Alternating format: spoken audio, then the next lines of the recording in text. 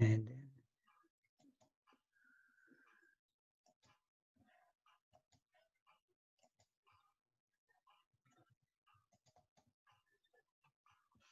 okay. Yesterday we looked at the hybridization and the way that atoms create a network of sigma bonds that hold the molecule together. And then if the central atom needs more electrons around it than is shown with just the sigma bonds, we add pi bonds, double bonds, or maybe even triple bonds. And a triple bond, of course, and every bond, the first one that forms is the sigma bond. That's the one that holds the molecule together. Then the additional bonds are pi bonds. If it's a double bond, there's one pi, and if it's a triple bond, there's two.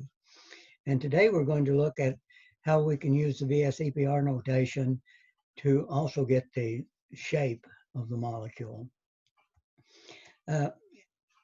We've talked about the VS-EPR notation or VESPR notation.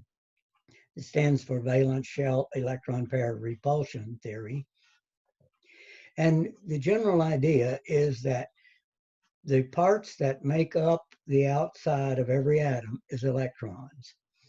And as you put those electrons close together, they repel each other. The closer they get, the stronger the repulsion. So those valence shell electrons are going to cause the nuclei to move to positions in three-dimensional space that minimizes the overall repulsion between the electrons. The maximum repulsion is between non-bonded pairs, and then the repulsion between non-bonded and bonded pairs would be next, and the repulsions between bonded pairs is least significant. So the bottom line for all of this is look at the lone pairs first. They're the ones that are going to cause the most repulsions. And if you've got a way to get them apart as far as possible, just about everything else falls into place. Okay. Now, we've done this mathematics already, so I'll skip on through this. So we're looking at the number of electron pairs on the central atom. So let's kind of make a little table and look at all the possibilities that we're going to see in this course, certainly. You can have two pairs of electrons on the central atom. And if you do have two pairs, then of course the M is 2, and the N would be 0 if you've got two atoms attached to it. And then that would be like an AX2 molecule. And maybe we're talking about carbon dioxide, for example. You could have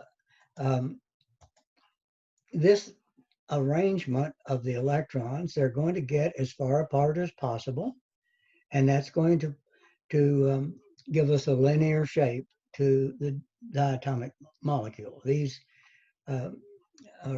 these two atoms attached to that central atom will typically be straight across from each other if we have no lone pairs on the central atom to bend them or move them someplace else.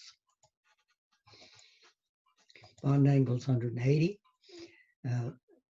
The molecular shape is linear and the electronic shape is linear. And I want to distinguish between those, and it'll become more obvious as we go along. When I'm talking about the electronic shape, I'm talking about where the pairs of electrons are. So the pairs of electrons, I've shown them here, although we usually just show a bond with a uniform density in it, but I'm showing the bonded pair. Remember now, one of these electrons probably came from X and the other one came from A and on both sides. And so the electronic shape is linear, but the molecular shape is also linear. Sometimes they will be, they can be different. The electronic shape could be one case, the molecular shape is another. What we do to get the molecular shape excuse me, is we look at all of the atoms that make up the molecule and sort of imagine the electrons are invisible to us. Then we would see this same linear shape. Now I'm going to expand on a concept I've mentioned before about when we had electronegativities, differences between two atoms that are bonded, then the pair of electrons are going to spend a little more time around the more electronegative atom, and that atom's going to pick up a negative charge at the expense of the other atom. So the bond will become one end slightly negative and the other end slightly positive. Now the extreme of that would be like something like sodium chloride, where the chlorine would take on a -1 charge and the sodium a +1 charge, and that would lead to ionic bonding. So ionic bonding is the extreme of the polar covalent bond. This covalent bond is a pair of electrons that's shared. If they're shared, mostly between the two, then it's a polar covalent bond. It has a positive end here and a negative end here. If the electrons just stay over here by the X, then that's the case like sodium chloride. That's a Na plus and that's a Cl minus maybe. And we've talked about the consequences of that on the three-dimensional crystal structure that you would get for those ionic type compounds. Now, this bond is polar. Now remember, our rule was the central atom will be the least electronegative atom in the molecule generally, and the other atoms would therefore be much more electronegative. So every bond in a molecule like this is apt to be polar unless the two atoms happen to have the same electronegativity. You remember which ones they were? Hydrogen and phosphorus have the same electronegativity.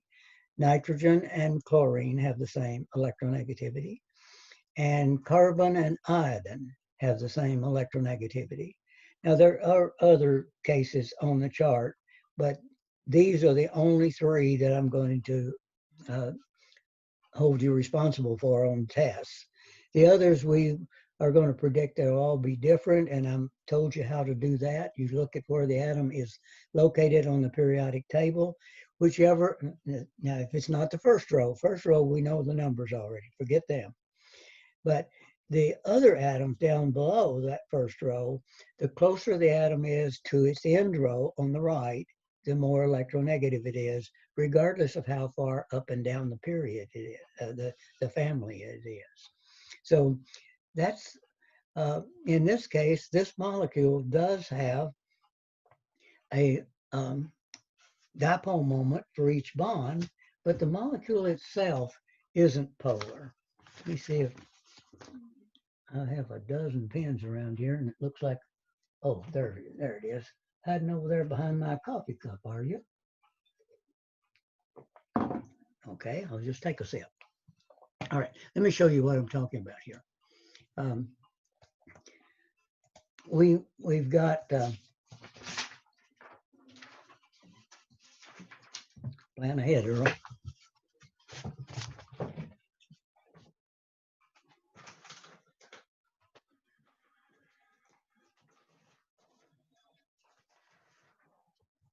Okay. Some paper.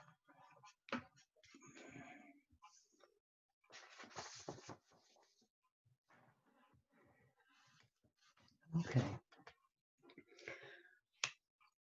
All right, what we have is we have this A atom in here, and we have the X atom over here, and straight across from that, we have another X atom.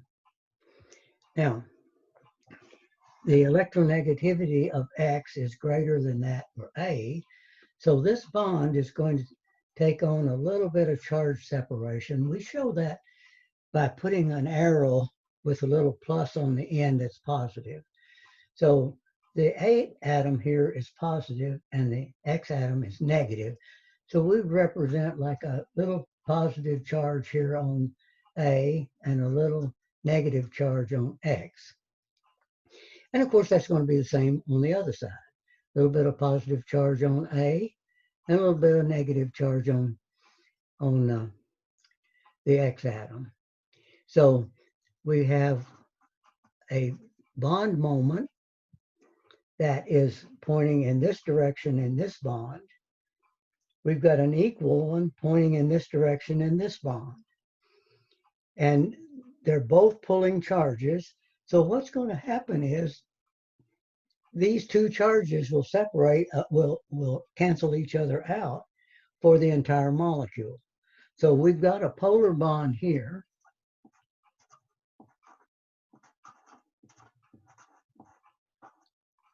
And we've got a polar bond over here.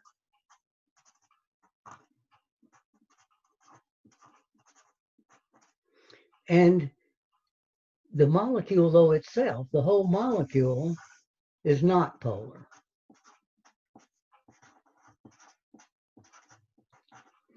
And now I can tell you where we're going with this. You know, I told you back some time ago when we talked about electronegativities, I said one way to learn organic is to learn where all those charge centers are in a molecule. And then you just imagine that the negative end of one molecule comes up to the positive spot on another one. So this most negative atom on this molecule will find the most positive spot on this one. And there is where the bonds is going to form.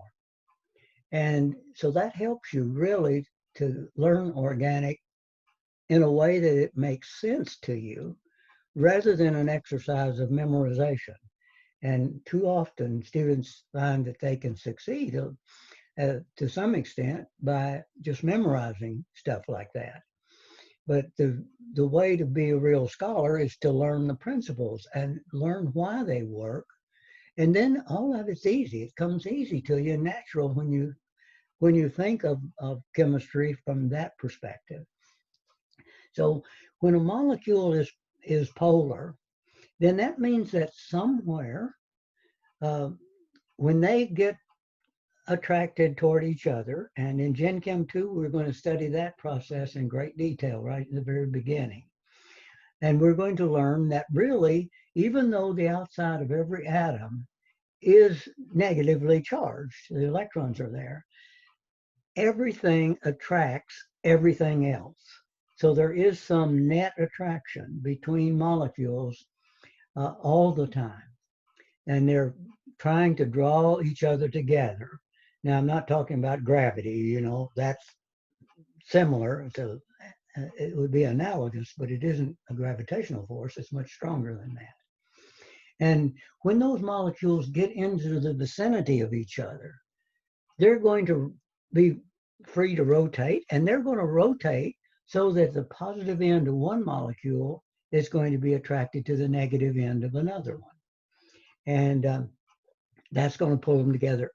Not only pull them together better, but it'll orient them as they come together. And that's what's going to make these two molecules come together and form that bond there we talked about a while ago.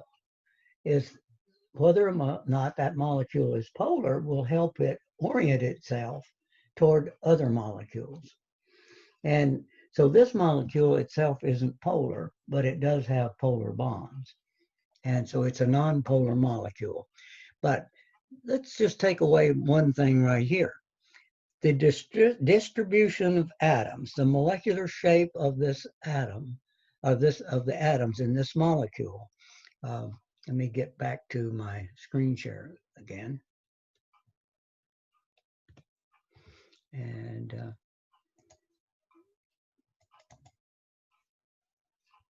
okay, and let's see, let's get back. Okay, there we were. So the molecular shape of this molecule was symmetrical. Means it looks the same from one side to the other. That little arrow I drew for you was not symmetrical. It had a positive end and arrowhead on the other to represent the polarity of the bond. So polarity itself is unsymmetrical. So for a molecule to be polar, it's going to have to be unsymmetrical in the way its polar bonds are arranged. So this molecule is polar, is not polar, it is symmetrical.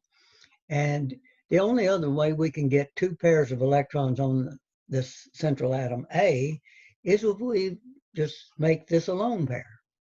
So that would be a possibility to have two things attached. One would be an atom and one would be a lone pair of electrons. And it would be an AXE type molecule. And we're just replacing one of those atoms with a lone pair. Now, when I did that, I made it expand. Do you have any idea why I did that? That's right. Electrons repel each other. And they repel each other, the electrons in this lone pair. They have no nucleus in here to pull them down and pull them. So they expand and repel. These two electrons are going to push each other apart, and they're going to cause their space or orbital where they reside to get bigger. This is a diatomic molecule. So we don't need to talk about bond angles. And all diatomic molecules would be polar if they're not the same atom, like O2 is not polar, N2 is not polar. Any atom attached to itself is not going to give you a polar bond, and that can't be polar. But if one of these atoms is different from the other, by a rule, the least electronegative of the two is the A, the more electronegative is the X, and that bond would be polar. And since we're not seeing these electrons when we talk about the molecule, it's unsymmetrical. Now, how do I know it's unsymmetrical? In the linear case, this is the symmetrical case where we've got both the same things on each side of the atom, 180 degrees apart. Down here, these are not the same. This is a lone pair of electrons, and this is a bonded pair of electrons. An atom is over here, and the two ends of the bond are different atoms, A and X. So that is going to be polar. That will not be the case, say, if I had, you can't really do it. If I had a pH bond and that were the only bond in the molecule, was pH molecule, you can't make that. But if you could, it would not be polar because phosphorus and hydrogen have the same electronegativity. So I'm just re-emphasizing that point over and over again to help you focus on the fact that there are some bonds that are not polar. Most of them are, but some of them are not. And we know the examples that I've given you already. Now, let's suppose we had three things attached. We already know it's going to be trigonal planar. So we'll draw that picture. All the bond angles are going to be 120 degrees. And that would be minimum repulsions between these bonded pairs of electrons would be when you have this planar or trigonal planar shape. Your bond angles are trigonal planar. And if we look at the atoms themselves are located in a trigonal plane. And the angle is 120 for all of them. So the molecular shape and the electronic shape are the same. Looking at just the electrons or looking at where the atoms are located, we see the same exact symmetry. So this is a trigonal planar molecule, and it has its electrons arranged in a trigonal plane. In a moment, we'll see some cases where that's not true. So don't just think that that's going to always be the case. It won't be. Okay, now, is it polar? Well, I can show you mathematically that it is not polar, but let's argue first at the symmetry.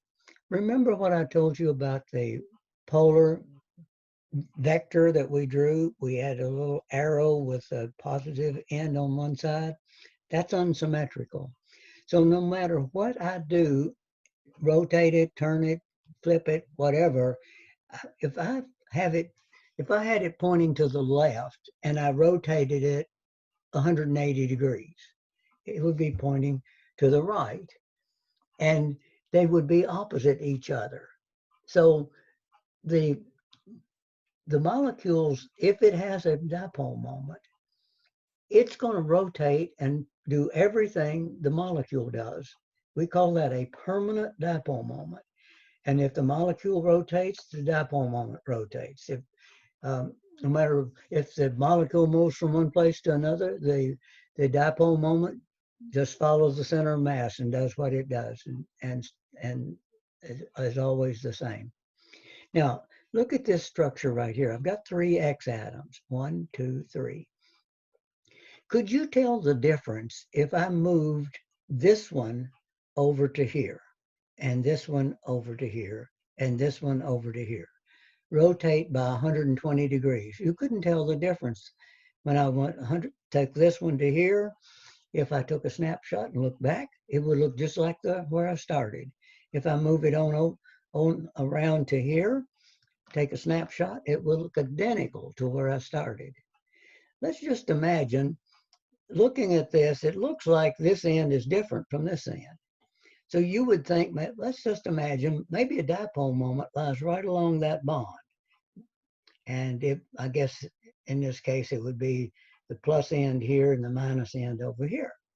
Now, if that's true, when I move the molecule from one place to another, remember the dipole moment has to move with the molecule.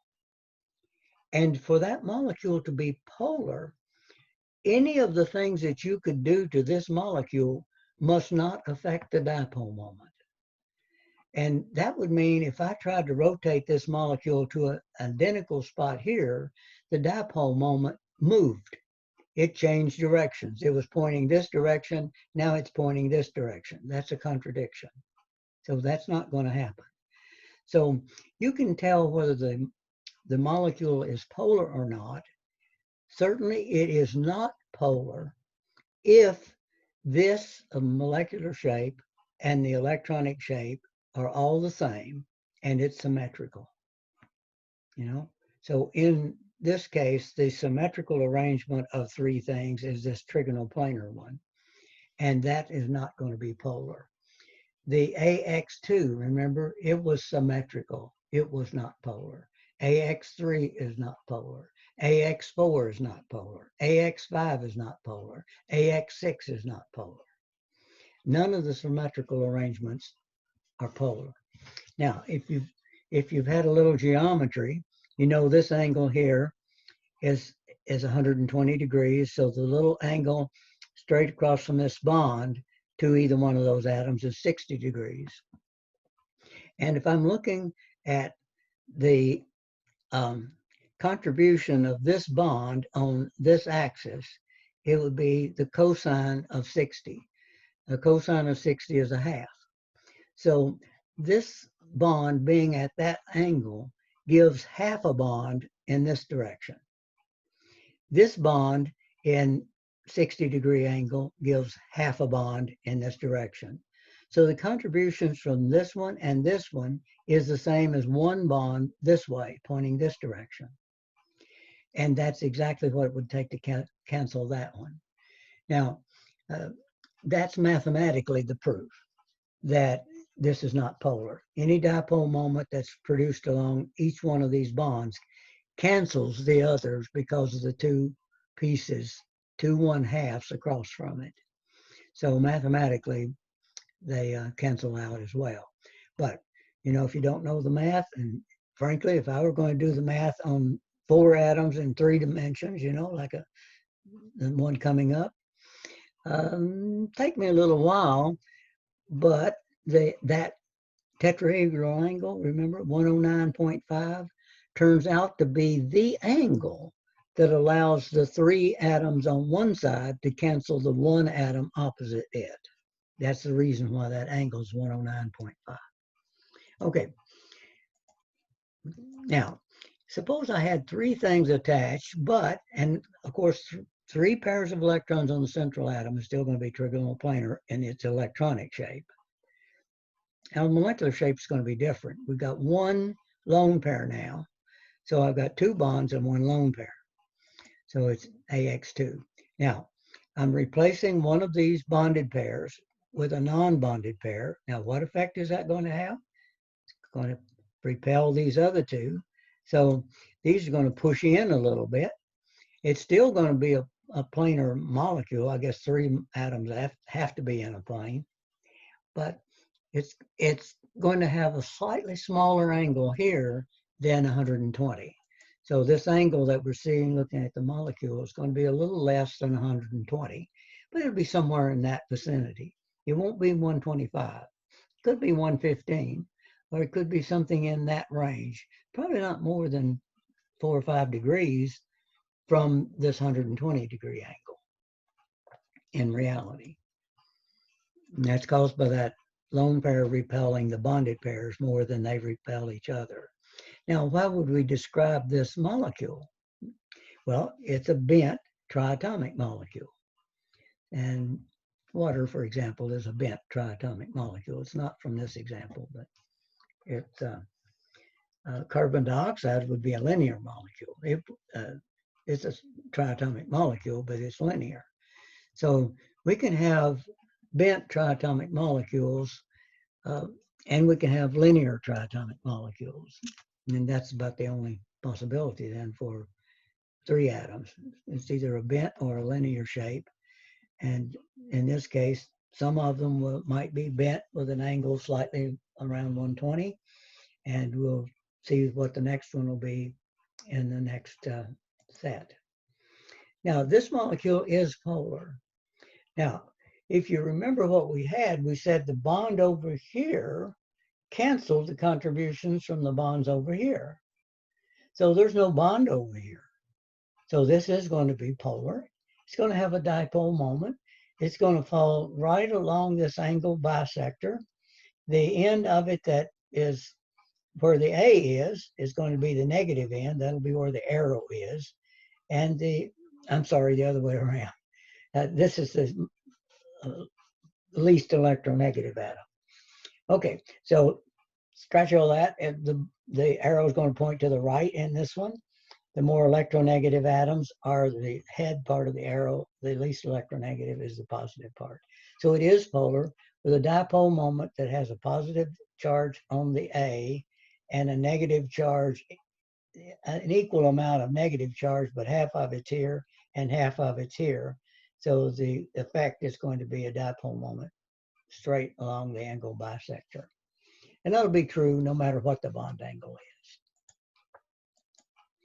And then, of course, the last case is just one atom attached to the central atom and two pairs of electrons. And, of course, that's just going to be a diatomic molecule. It has some electronic shape to it, but it doesn't have any anything except two atoms together. Of course, that's straight line no matter what it is. And is it polar? Would likely be polar.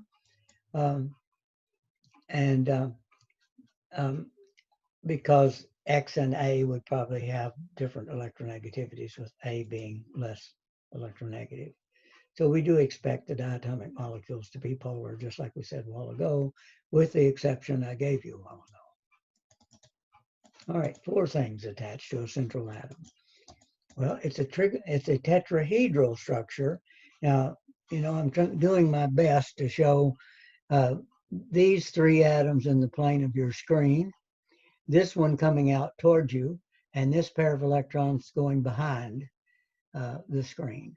So these three atoms are in a plane. This atom is above the plane, and this one is below the plane or behind it, in front of it and behind it, whatever you want to say.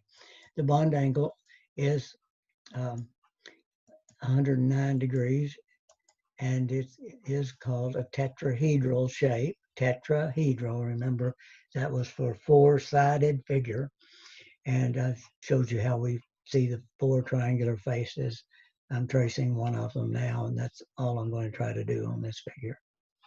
Okay, so I've got these three atoms here, make that triangular face. And so it's tetrahedral. It is symmetrical. And just as I told you in the discussion a moment ago, this angle at 109 plus is exactly the angle you need so that the contribution from this bond on this axis is 1/3 of that one. And this one on that axis is 1/3, and this one is 1/3. So 1/3 plus 1/3 plus 1/3 is 1. And so at that angle, you'll wind up with the dipole moment canceling mathematically. But for us, all we got to remember is if it is symmetrical and within its group, it's not polar. Suppose we remove one of the atoms, replace it with a lone pair. Now, what's going to happen? Yep, these three are going to squeeze in, and we're going to wind up with a structure that looks like this. This might be ammonia, for example, NH3. And so you've got I'm meaning to show this atom closest to you, this one next, this one in the apex next, this one over there on sort of behind us.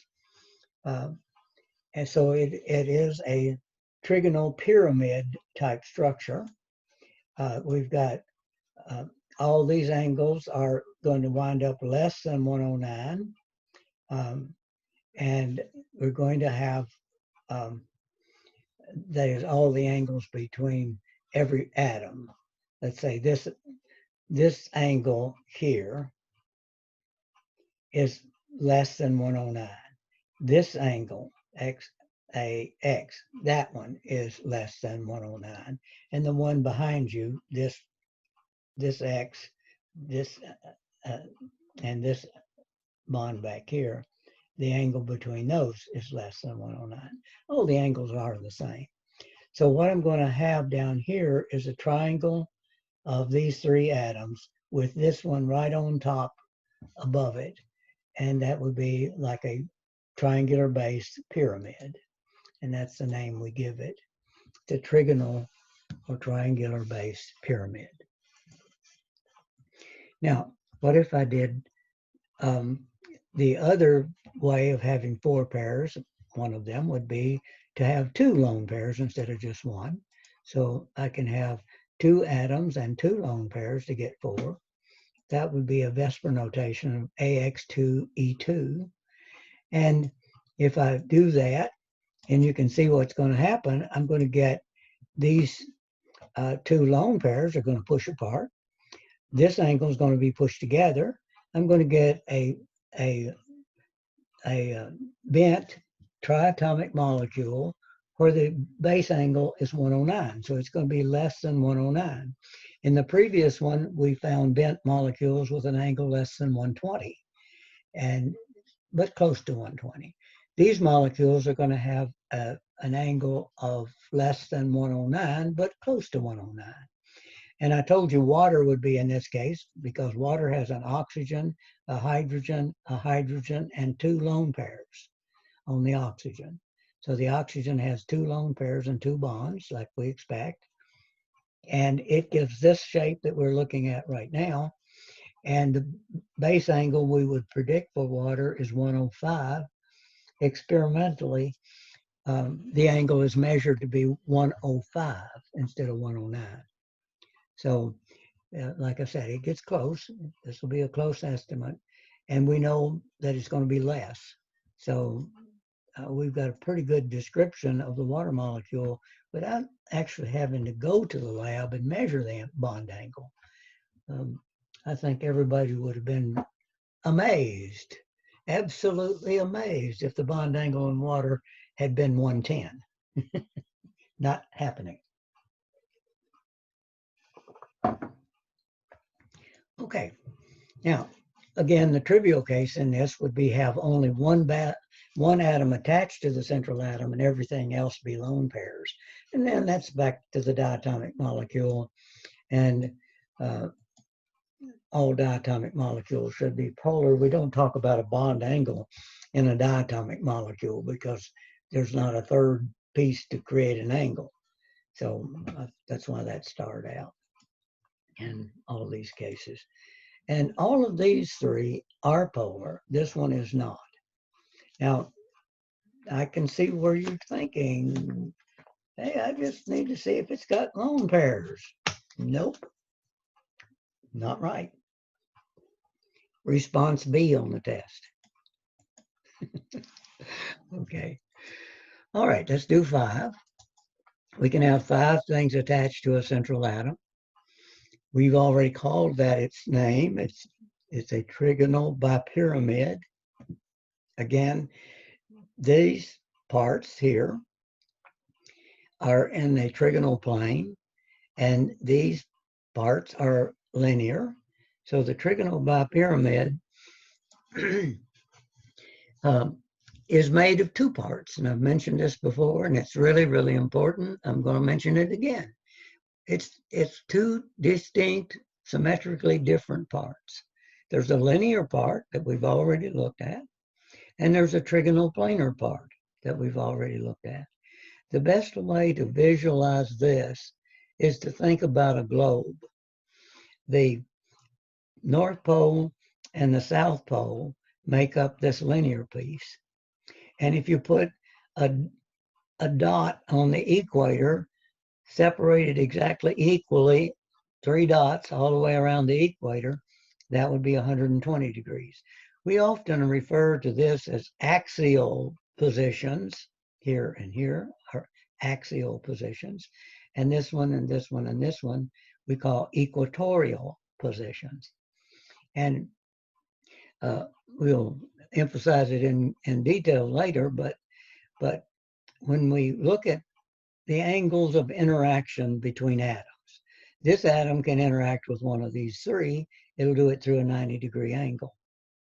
If this one interacts with one of those 3, it'll be a 90-degree angle. Of course, this one and this one would have a hard time reacting. They're 180 degrees apart, just exactly opposite each other. Now, but this one can have an interaction angle with each one of these as 90 degrees, but it also has an interaction angle of 120 degrees. So given a choice, the angle is bigger in the equatorial plane, and there's more space around the equator of the molecule to put stuff, especially big atoms, than there is putting them up here, or big lone pairs. Why did I say that and emphasize that? Okay, because lone pairs would be bigger than the atom. Remember, we think about the atom as the nucleus plus the core. Well, the valence electrons are outside that, right? So the lone pairs are bigger than atoms. So when I want to put something on this structure, I want to put the lone pairs on first because they're going to take up the most space. Then I'm going to put one lone pair somewhere, and I don't want to spoil the thunder, but you can probably look at that figure and decide where that would be. And then if I got another lone pair, I'll put it as far away from that first one as I can and keep on till I take care of all the lone pairs. Then I put the atoms on. And that's not the way the book usually tells you. It usually tells you put the atoms on first and then put the lone pairs where they go, but they got that wrong too. Not just our book, all of them do. Okay, so this is the structure then that we have for the trigonal bipyramid. It's hard to do that in 3 dimensions. I did my best, but I should have had to, they should have made me take art as a minor at least, if I'm going to be a teacher. But they didn't make me and I didn't do it, so there. I have to struggle making figures to represent what I'm trying to say. Okay, here we go. So this is the structure that we're going to get. Now it is symmetrical. So there is no place that you can imagine putting a dipole moment attached to that whole molecule, just like a sticky you stick on it, and then rotate it. And say I rotate it from this 120-degree angle around that axis, or for example, I could rotate it by, I could rotate it about one of these as well. I could flip it over, for example, put this X here and this one here. I'm just imagining flipping it. And when I did that, this one and this one would exchange if I flipped it around that axis by 180 degrees. So if you imagine putting a little sticky with a arrow on it and rotate the whole molecule and that not rotate, or flip it and that not flip, then you are led to the contradiction that this molecule can't have a dipole moment. And again, it is symmetrical if all 5 of these things are the same. And symmetrical means not polar. And you can look at this again, thinking of the 2 pieces. If this atom and this atom are the same, the bond dipole moment is going to go plus end here, negative arrow up here, plus end here, arrow down here, equal and opposite, they cancel. So there can't be a dipole moment along this bond, they cancel out. And the same thing is true a while ago. Remember, we argued this whole angle is 120, half it's 60, cosine of 60 is a half. So these 2 atoms produce a dipole moment in this direction, exactly equal to the dipole moment in this direction, but opposite in direction. So they cancel out. So we can go through details of showing that individually all the possible dipole moments cancel. Remember, dipole moments come from bonds. So if I knew, look at all the bonds, I can tell how they would interact together to produce a permanent dipole moment or to produce a permanently zero dipole moment. And that's going to always be the case when there are no lone pairs. That is, when you have this symmetrical arrangement, all 5 pairs of electrons on that A atom are identical.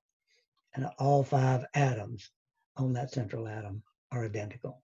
Then that's going to work. So we got these angles in the molecule. I showed this 180 degrees, but the interaction angle is the one we're interested in, and that'll be the 90 degrees. So the 180 is just 2 90s, this one and this one. So looking at the basic angles, 90 and 120, that's the 2 angles that are most critical for this molecule. If the atoms are shaped like the electrons, it's also trigonal bipyramid, and it is nonpolar. Now, this one is going to wind up polar because it's not symmetrical in this particular case, and there's no way it can be, as you'll see when we draw it out. So I take one of these lone pairs, I'm imagining this one in the way I've drawn it, and I'm replacing that atom X with a lone pair that now takes up more space. So what that's going to do, it's going to push this one over and this one over. It's going to push those over, significantly, but it's also going to push these 2. This pushes this way and it pushes this way. It's going to push these 2 closer together. Now they're further apart, so my guess is it'll be more distortion in this plane than it is in this one, but there would be a little bit for each one of them. So we get a shape that looks roughly like this. Now, the electronic shape is still trigonal bipyramid. It's still got 5 pairs of electrons around it. And if they were all just electron pairs with no atoms in them, there wouldn't be a distortion, and it would just be trigonal planar, trigonal bipyramid. So all of the electronic shapes for n equal 5 are trigonal planar. But the molecular shape, you get some distortion now when you look at where the atoms are actually located. And this angle is going to be greater than 180, or the interaction angle down to here is going to be less than 90. And this angle here is going to be less than 120. So it is distorted. And I've seen people call this a distorted tetrahedron, but I don't think that's the best description. Let me show you what we've got. We've got an atom here, and we've got another atom here. We've got an atom here, an atom here, and we've got another atom here. Now, if you kind of look at this, like here's a big old fat guy on the seesaw, and another one over here. it's sagging a little bit in the middle. I guess this would actually be spreading out, but it isn't. But we call this a seesaw shape, and I think it's more descriptive. A lot of times, I think the book does call it that too, but a lot of times I've seen it described as a distorted tetrahedron. Well, you imagine a tetrahedron, that is a terribly distorted tetrahedron if you think about that. The tetrahedron would have these pieces back down in the same plane with these two here and have an apex up here.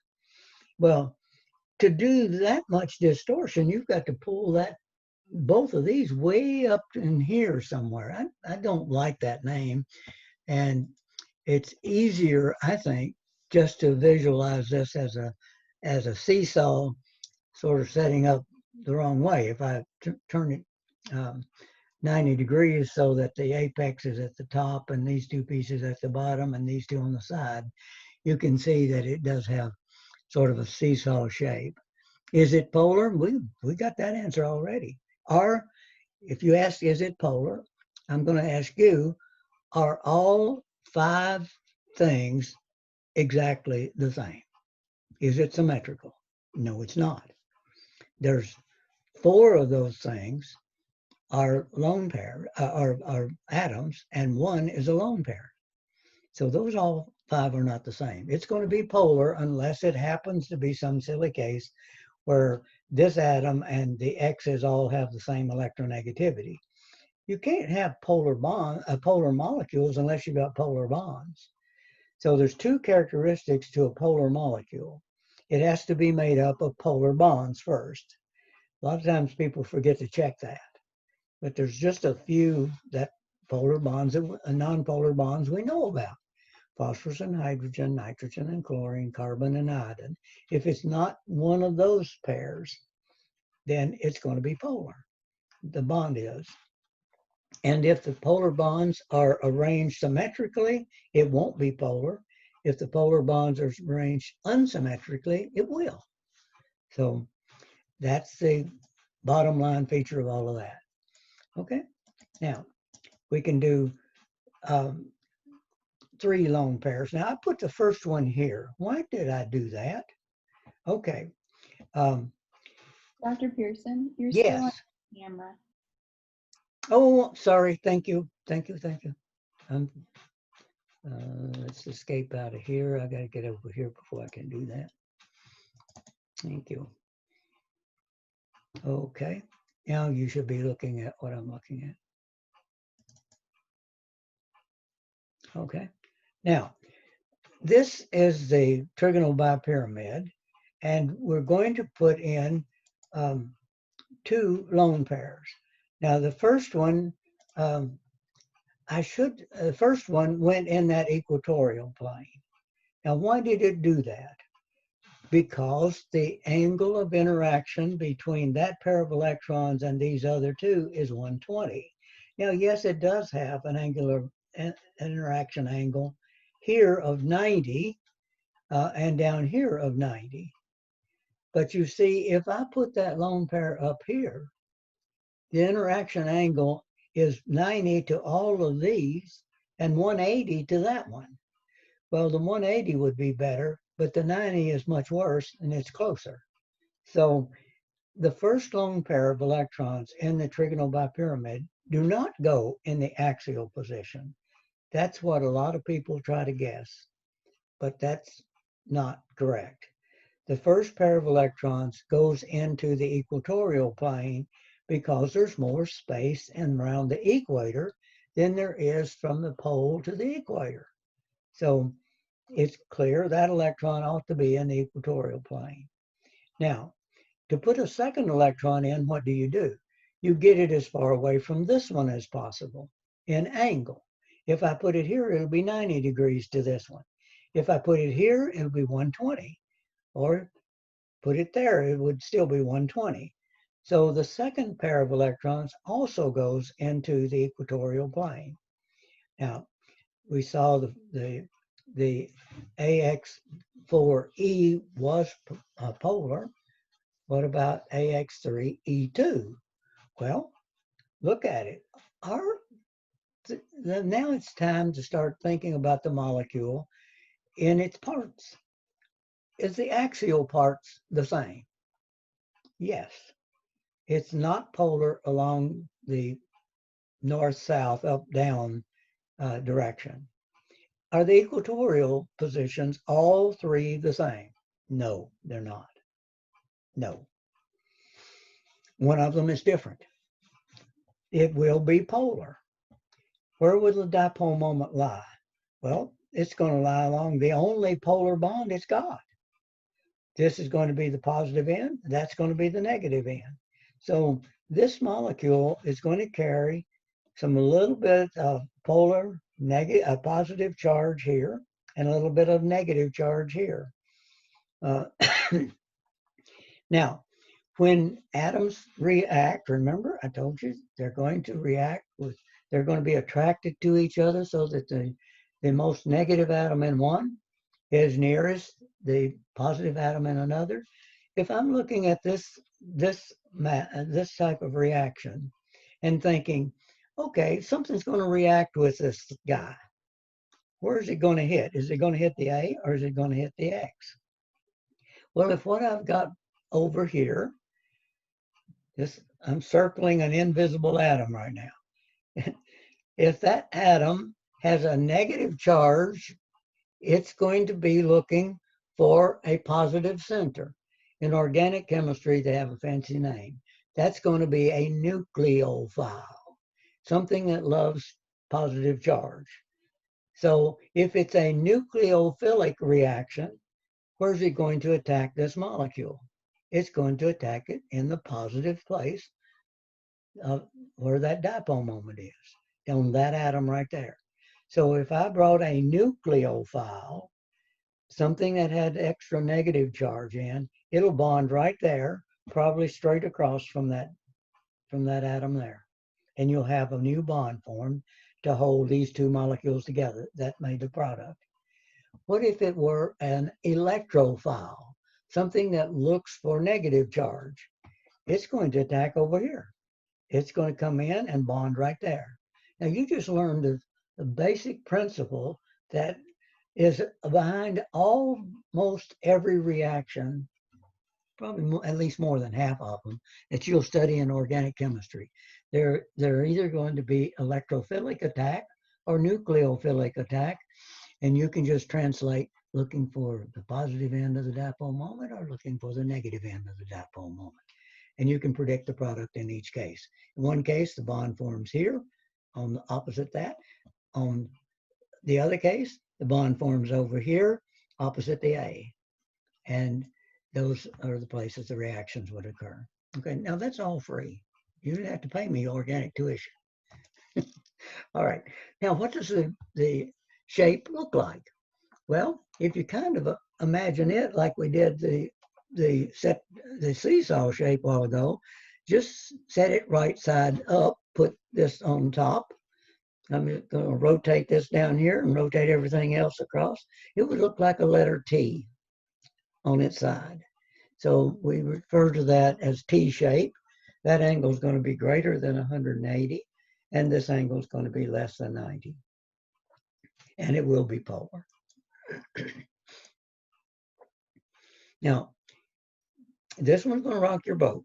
So far, always we got a polar molecule when we put lone pairs on. Look at it now. I've got to put another lone pair on.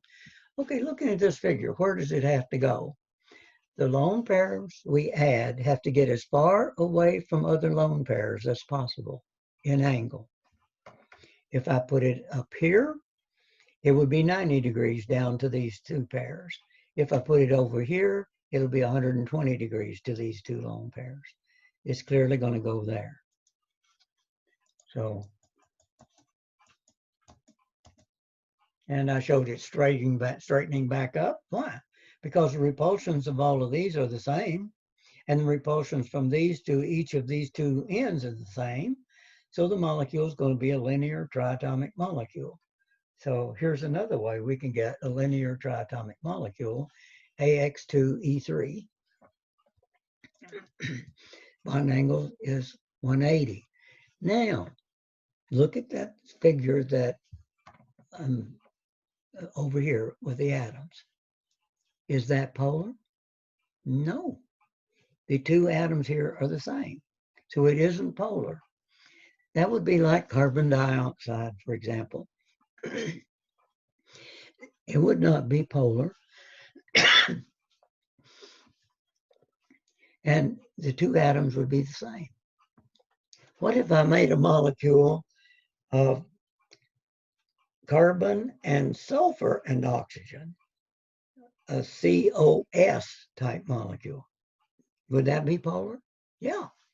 If these two atoms aren't the same, see, the carbon to sulfur bond would have a lower electronegativity difference than the carbon and the oxygen bond. So these two bonds would both be polar, but one would be bigger than the other one, and it would not cancel out. So remember, the key feature for polarity is symmetry. What's on each side, if that is exactly the same, that's not polar.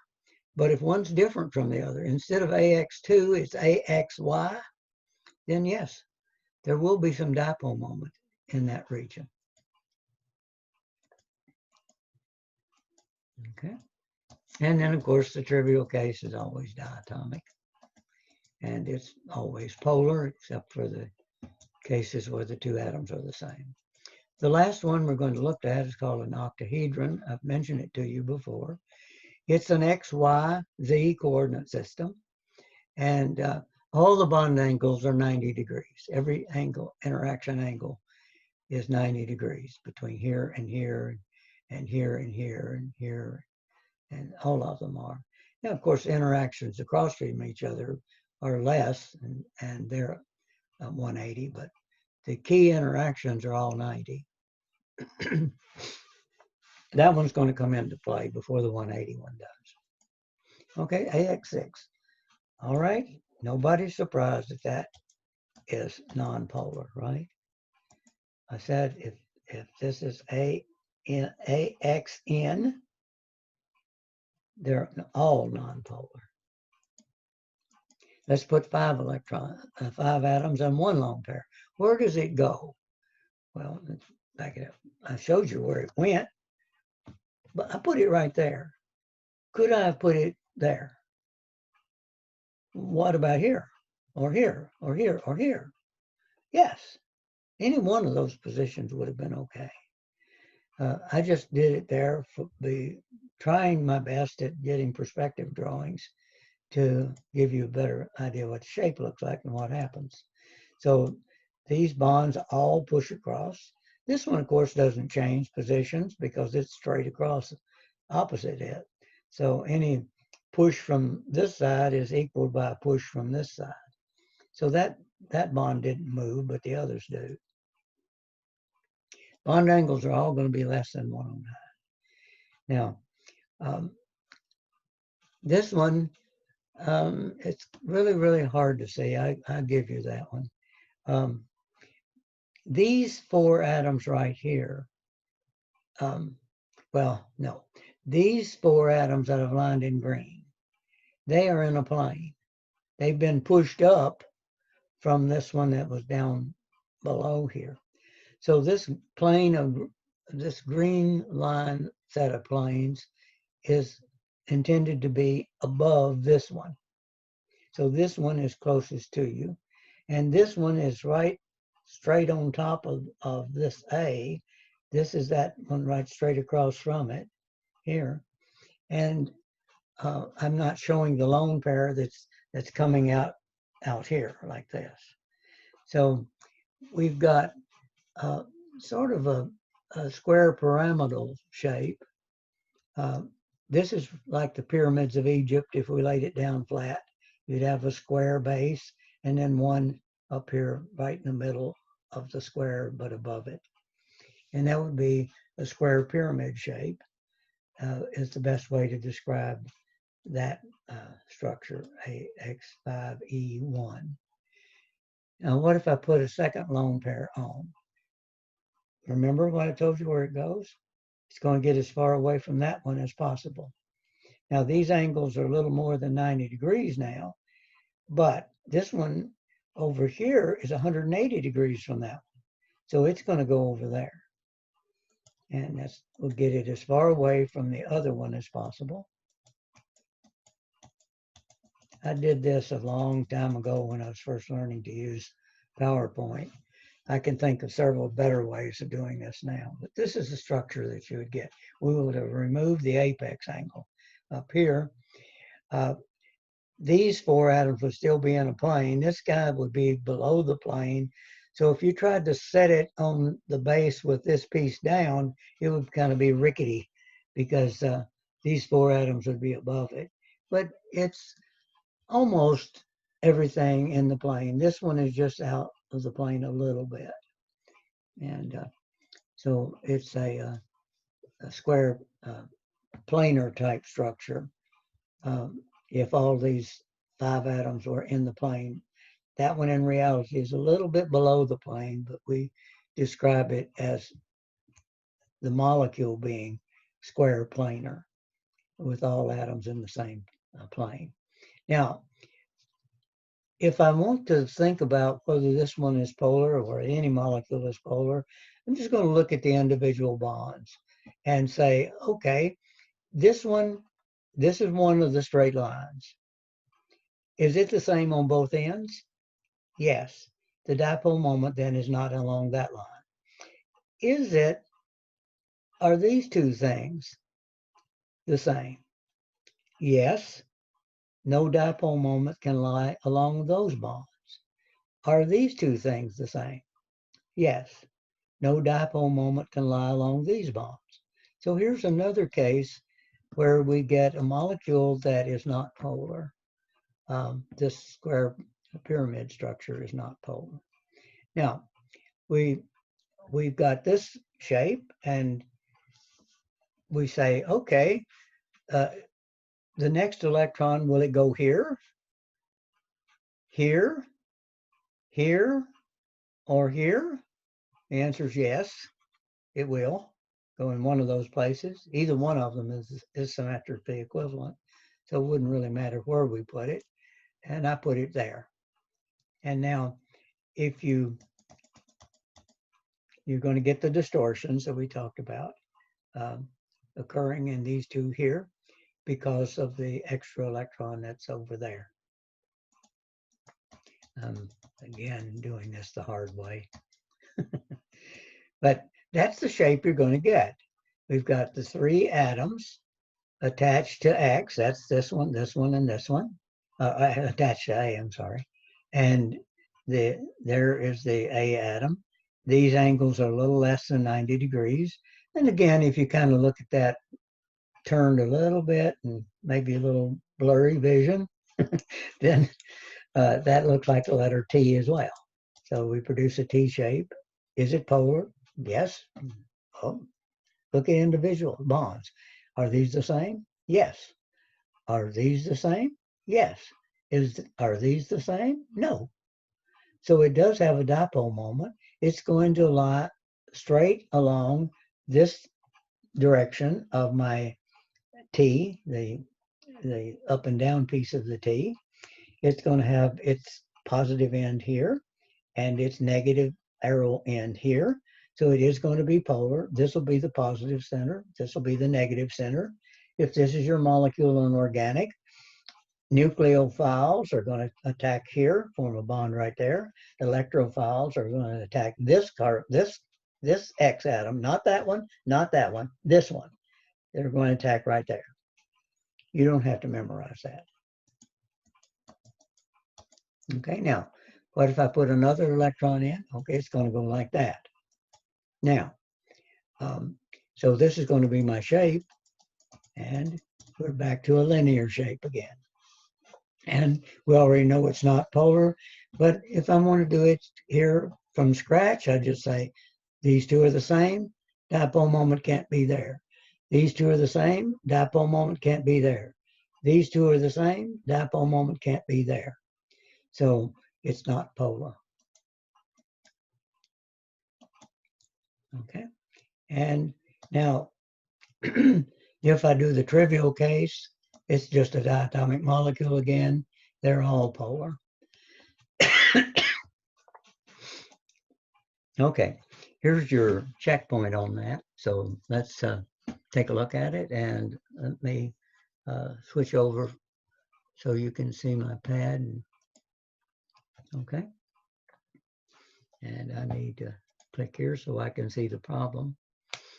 A molecule has AX3E2 VSEPR notation. What are the expected angles? Okay, so AX3E2. Now, I need to know what basic shape I've got. This is the value of M, remember, in our VSEPR notation, and this is the value of N. If we add M plus N together, that's going to give us the basic shape that this molecule is built on of the ones that we've looked at, you know. So 3 plus 2 is 5. So right away, I know this is a trigonal bipyramid. That's the one that has 5 things on it. So I'm going to go down here. I have to memorize the drawing or the shape of something when you have 5 electrons attached to it. Okay? Or 5 lone pairs of electrons attached to it. Now, remember the lone pairs go in first. So where do the lone pairs go? I'm looking now at interaction angles. The angle here is 90 degrees. The angle here and all the others is 120 degrees. So clearly, the first lone pair goes in the equatorial plane. That's what we saw on the PowerPoints a while ago. And now I put one in. I have to put a second one in. The key is to put the second one in as far away an angle as it can be. Now, this angle right here may not look like it, but that's 120 degrees. And this angle right here is 120 degrees. And of course, the angle across here is 120.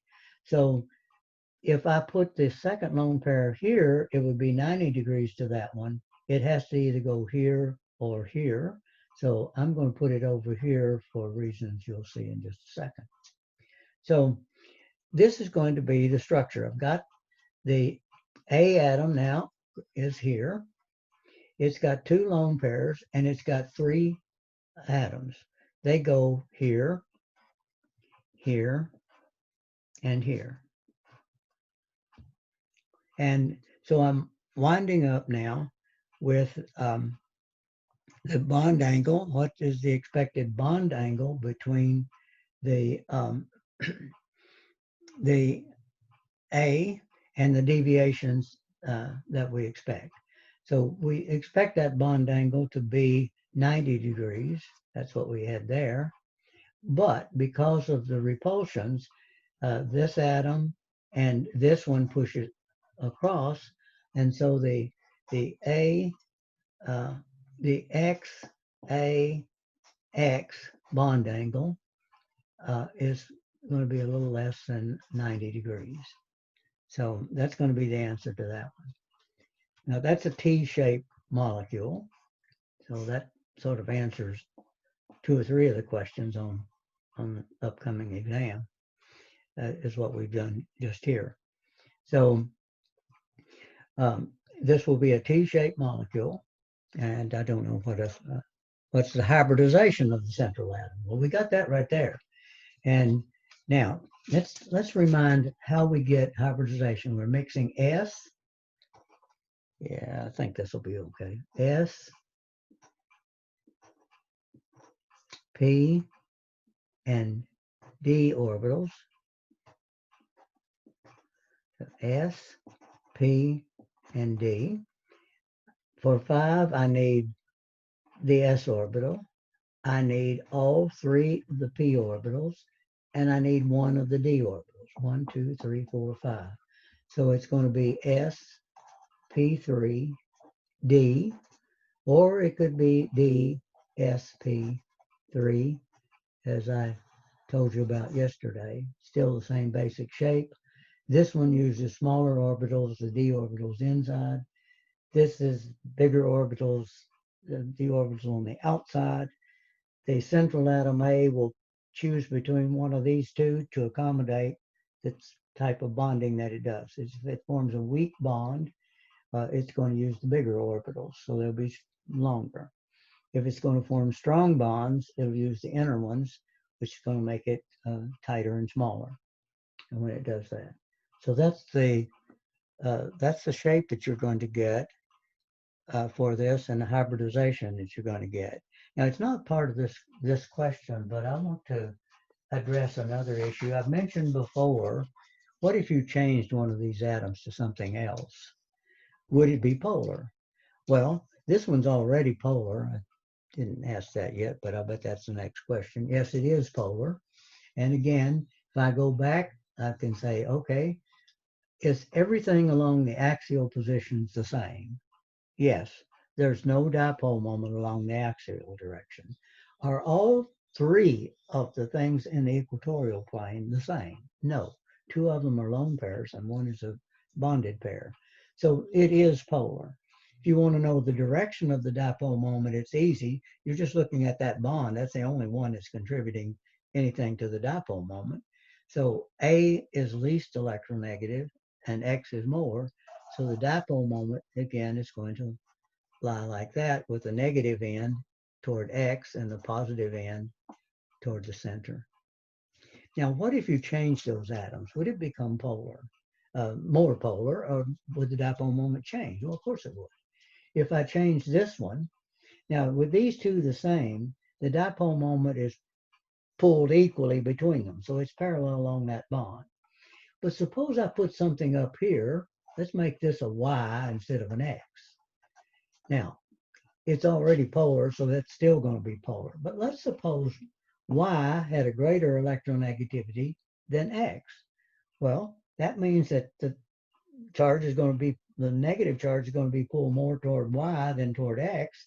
So this part of the arrow is going to swing around like that a little bit. So it won't be directly along the bond anymore, but it would still be polar. Now, I said put the Y up there. How many isomers could you have of A, X, 2, Y? Well, I've only got 2. See, this is a unique atom. I can put that unique atom here, or here will be the same. One just up and the other's down. I just flip it around that bond and change one to the other. So I can put it here or here. That's one type of isomer. And I could put it here. I could put the Y here and both the X's here. And that would be a different molecule. It would be an isomer, and it would have different characteristics. It would have different melting points, different boiling points. A lot of the other characteristics would be different for those 2 types of molecules. So I can have, and I know they're different because if I describe them, suppose I put both X's here and the Y here. I'm going to say I've got an AX2Y where both of the X's are opposite each other. The two X's are opposite each other. That would describe that one. I could say, okay, I've got an X and a AX2Y, but this molecule, the Y is opposite one of the X's. That's enough of a description. That distinguishes it from the one where both of the X's are opposite each other. So they would have different names and they would have different characteristics. But remember when I put the Y here and I said Y here or Y here? They would both be described the same way, wouldn't they? They would be the molecule AX2Y, where the Y is opposite an X. That's true if the Y is here, or it's true if the Y is here. They have the same description. They'd have the same name when we get to nomenclature, naming molecules. So there are different kinds of positional isomers. Isomers are molecules that have the same empirical molecular formula, and they have different three-dimensional shapes in space. Excuse me.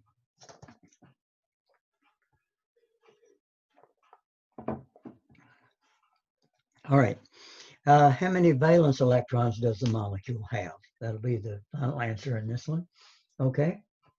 We said we had AX3E2. How did we get that 3? Well, we took the total number of valence electrons and divided by 8. So the contribution from these 3 is going to be 3 times 8. How do we get that number?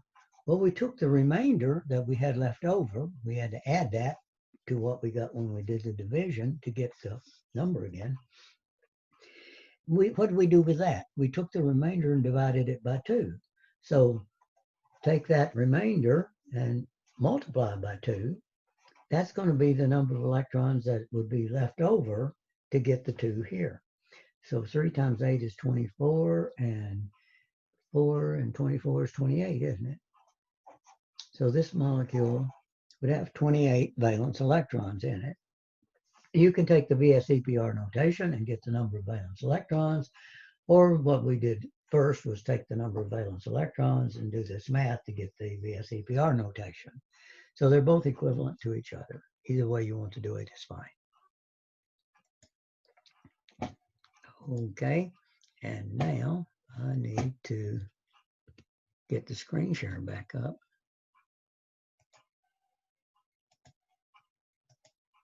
All right, and this might be a good time to take a little break. I'm feeling for taking a little bit of coffee, and I'll see what time is it. Let's pick back up at 9 a.m.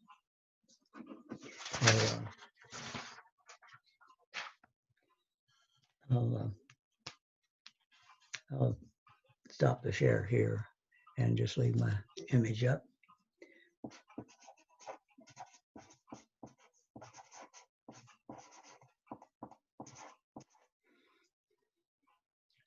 I would really like it if I could just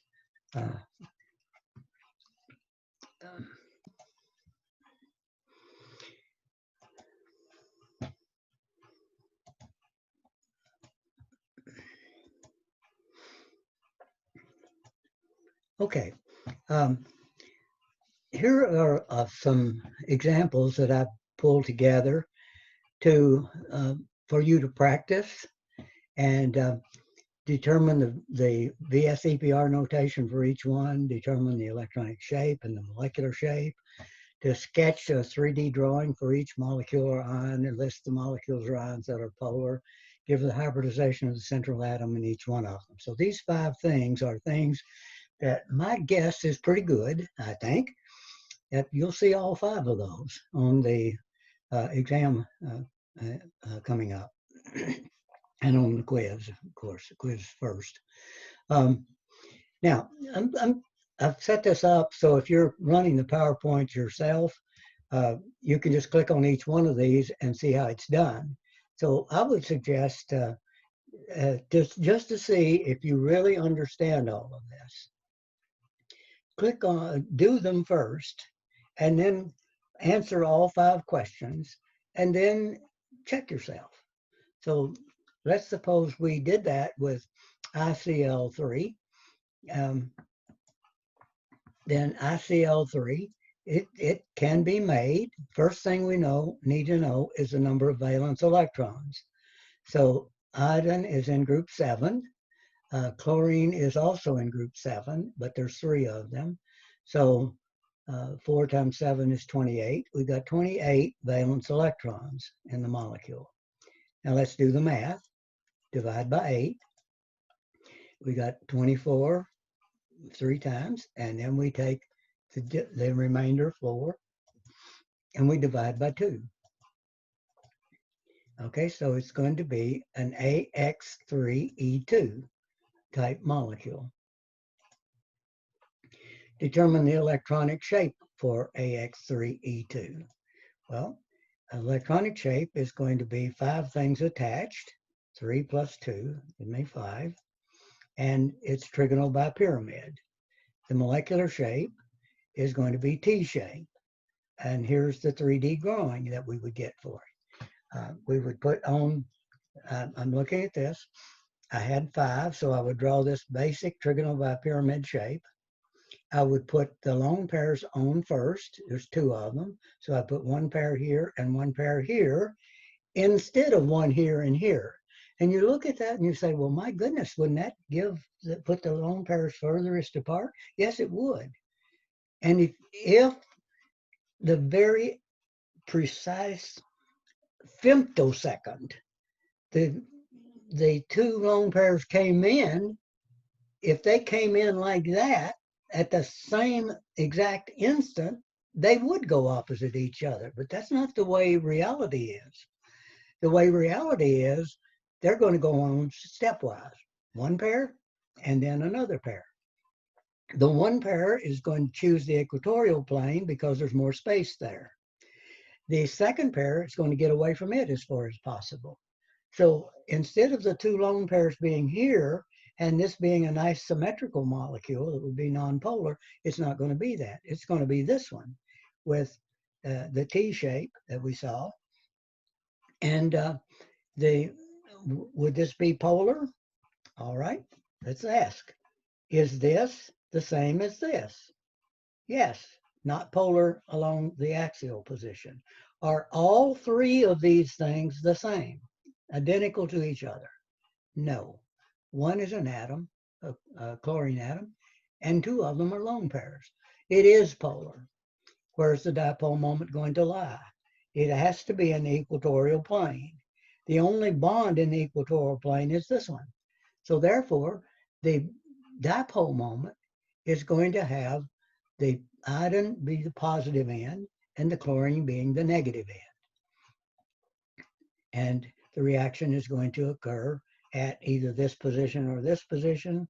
Nucleophiles will attack here, electrophiles will attack here, and you predict what the structure will be from that. Hybridization of the central atom. Well, we've got 5 orbitals, so I'm going to have to use 1 s orbital, all 3 of the p orbitals, and 1 of the d orbitals to give me 5. 3 plus 1 plus 1 is going to be 5. So it's going to be either dsp3 or sp3d. Now, these are all independent, so I can pick any one I want to. Gosh, I would like to pick something different. That one wouldn't be different. Let's do this one. iO2 minus. What would that one look like? Okay, iodine's in group 7. That's 2 oxygens, not 20. The 2 oxygens are in group 6. And the charge is -1, so I add 1. So if I add these together, 6 times 2 is 12. and 7 would be 19, and one more would be 20. So there's 20 electrons in this molecule. All right. All right, and now we've done the math. So it's an AX2E2 type. Okay, so that's the VS-EPR notation. Determine the electronic shape and the molecular shape. The electronic shape is 2 plus 2 is 4. So remember, 4 things is tetrahedral. The molecular shape is going to be a bent triatomic molecule. And here's the structure that it's going to look like. I had 4, so I build myself a tetrahedron. Then I put the lone pairs on iodine first. Where does the first one go? Well, all 4 positions are the same. I just put it here. It's okay. Where does the second one go? I put it here, but could it have gone at either one of these 2 positions? The answer is yes, it could, because all the bond angles, all of the angles are 109 in every direction. So this molecule is totally symmetric. So those 2 pairs of electrons can be in any of the 2 of the 4 positions. It might look different on paper, but it will not be different in reality. And again, the way to tell that is just to describe it. This is a bent triatomic molecule. And every one of those shapes that you could generate, we would describe that way as a bent triatomic molecule.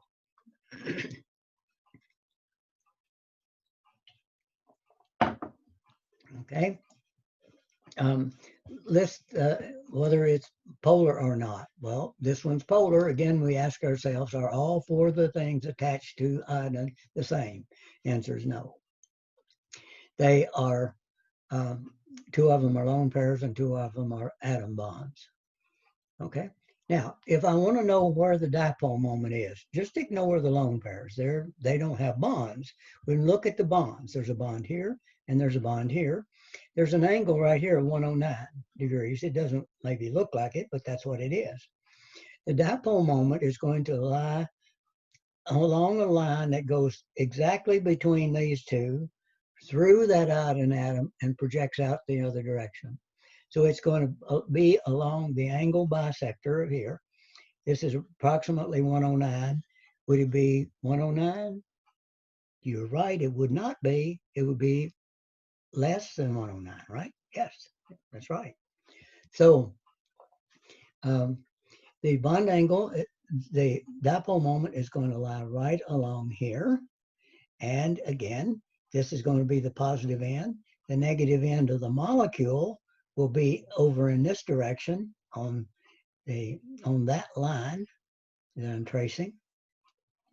But each individual atom will have a little negative charge here and a little negative charge here, and twice that amount of positive charge on the iodine. Again, electrophiles are going to come in right through here. They're going to kind of like that because they're going to get some encounter with these lone pairs. They're not going to bond there. Likely, they're going to go in and attack that atom right there and form the bond right there. These electrons might do some stuff after that. A pair of them might disappear, go somewhere else, and form a new bond. It still would be tetrahedral. Or something else could happen over here, depending on the individual molecule. But from Gen Chem 1, we know when we get to organic, electrophiles are going to attack there. Nucleophiles are going to head in this direction. Chances are they're not going to attack here. They might hit here or here, but they're going to come in from this side. And whatever's over here will be on the opposite side of the new bond that's formed. Give the hybridization of the central atom. Well, hybridization is 4. So let's remember again how we do it.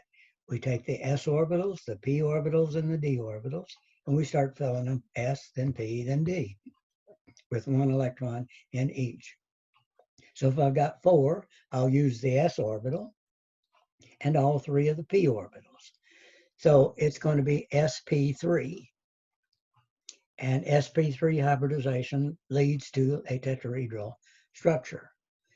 But I hope you are seeing that you don't have to memorize all that stuff. Now, maybe you do need to memorize that sp3 is tetrahedral, I guess, but you can figure out whether it's sp3 or not by looking at the total m plus n, and then just starting from s orbitals to p orbitals to d orbitals, include one of each until you've got to 4 in this case. And that's going to give you the sp3. 1 s orbital, 3 p orbitals gives 4 hybrid orbitals that we need to create this tetrahedron. So there we go. It's sp3. What else looks good? Anything? Well, let's do this guy here. XeOF4, a compound of xenon. And I told you you can take xenon and fluorine, put them together in the sunlight like we got outside today. If I filled a bottle with xenon and fluorine and put it out there, if it didn't if it didn't explode, it would make xenon tetrafluoride probably. And if you control a little bit of water you add to it, it will release HF, a gas, and the oxygen will attach to the xenon to make one of the oxyfluorides of xenon. Again, all of these elements that make that up are gaseous at room temperature with extremely low boiling points.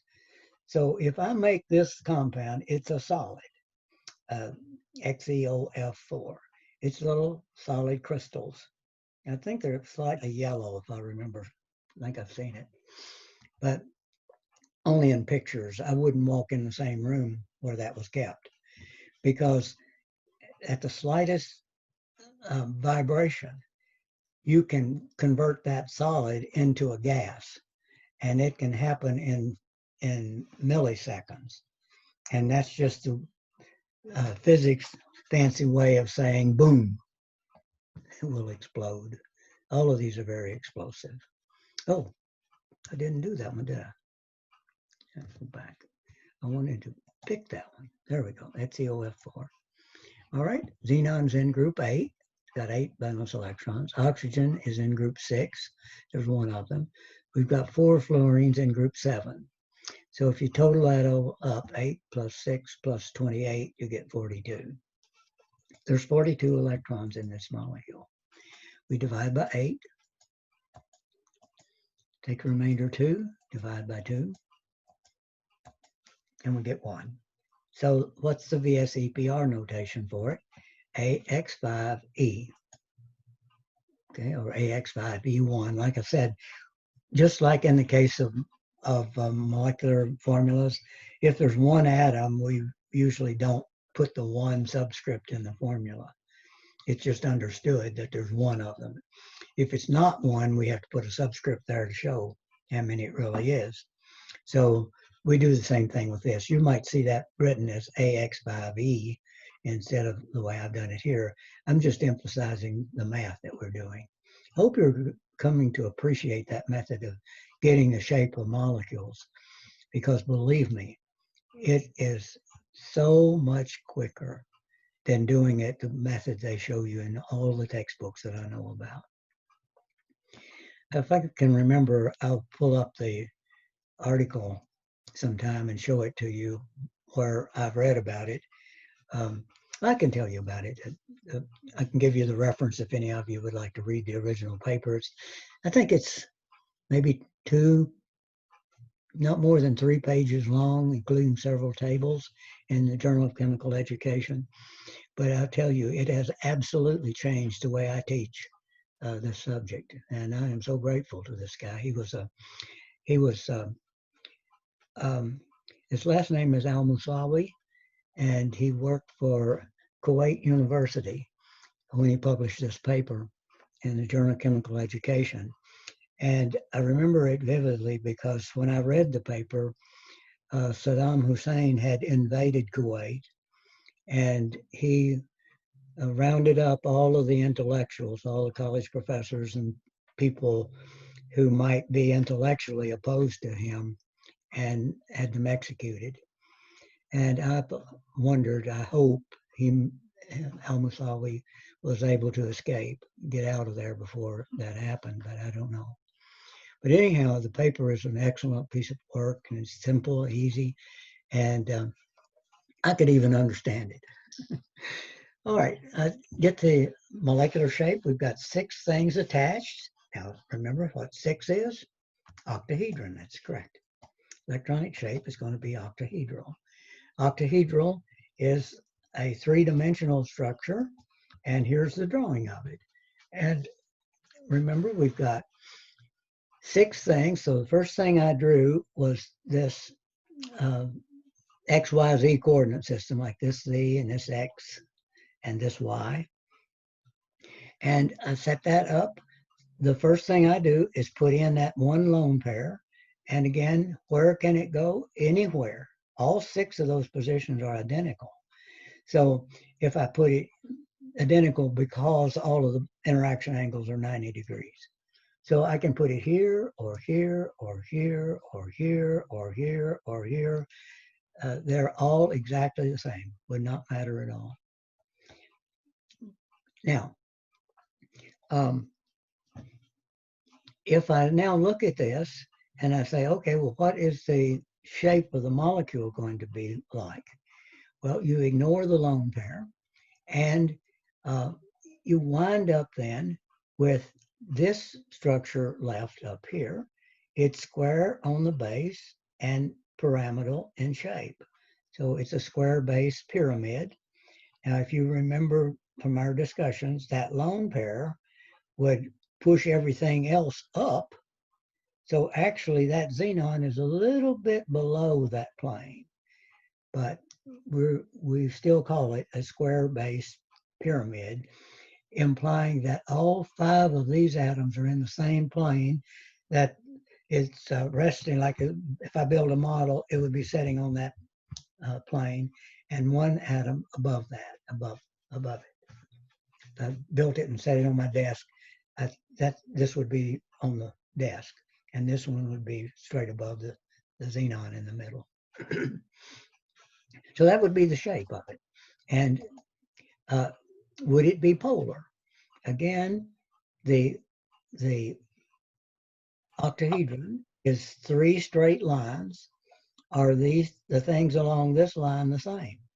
No, they're not. So it's going to have a bond moment polar put up this direction. Are these 2 the same? Yes.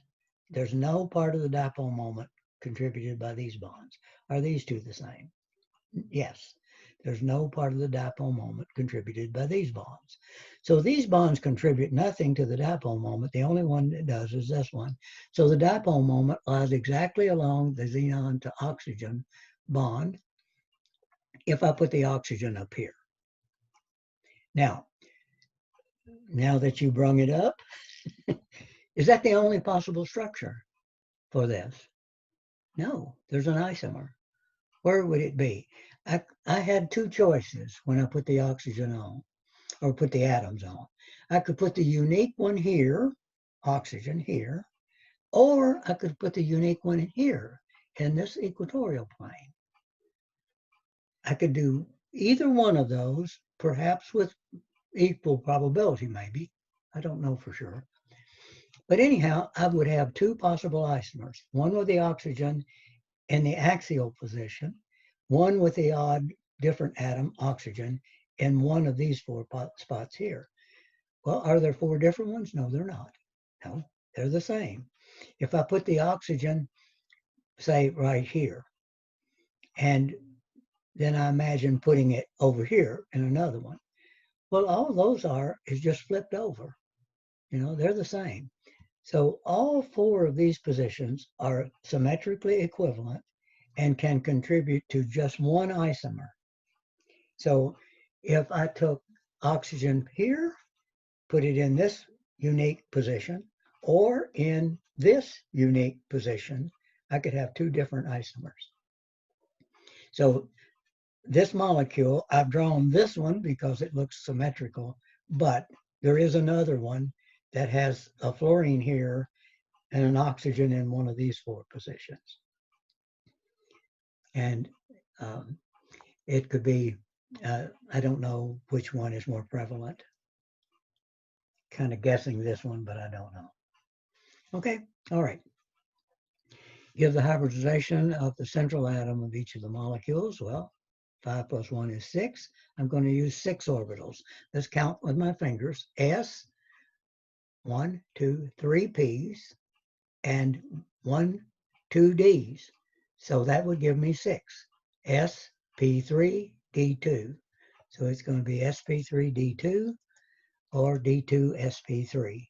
And we went into detail yesterday. This is the hybridization of iron and hemoglobin. And I told you that in the case when water and oxygen and carbon dioxide are being transported, it chooses this orientation that makes the bonds all bigger and opens up a cavity that allows the oxygen and water and carbon dioxide to penetrate into the iron through that little tunnel or down to the bottom of that well and attach themselves there. If cyanide gets down through the well and attaches itself to the bottom, or carbon monoxide, either one of those two, form extremely strong bonds with the iron +2, and it causes the bonds all to get shorter. And when that all gets shorter, that big globular protein gets pulled in and closes up the hole. And that's why those things are toxic to you. And both of them kill you the same way with essentially, they suffocate you for lack of oxygen. All right.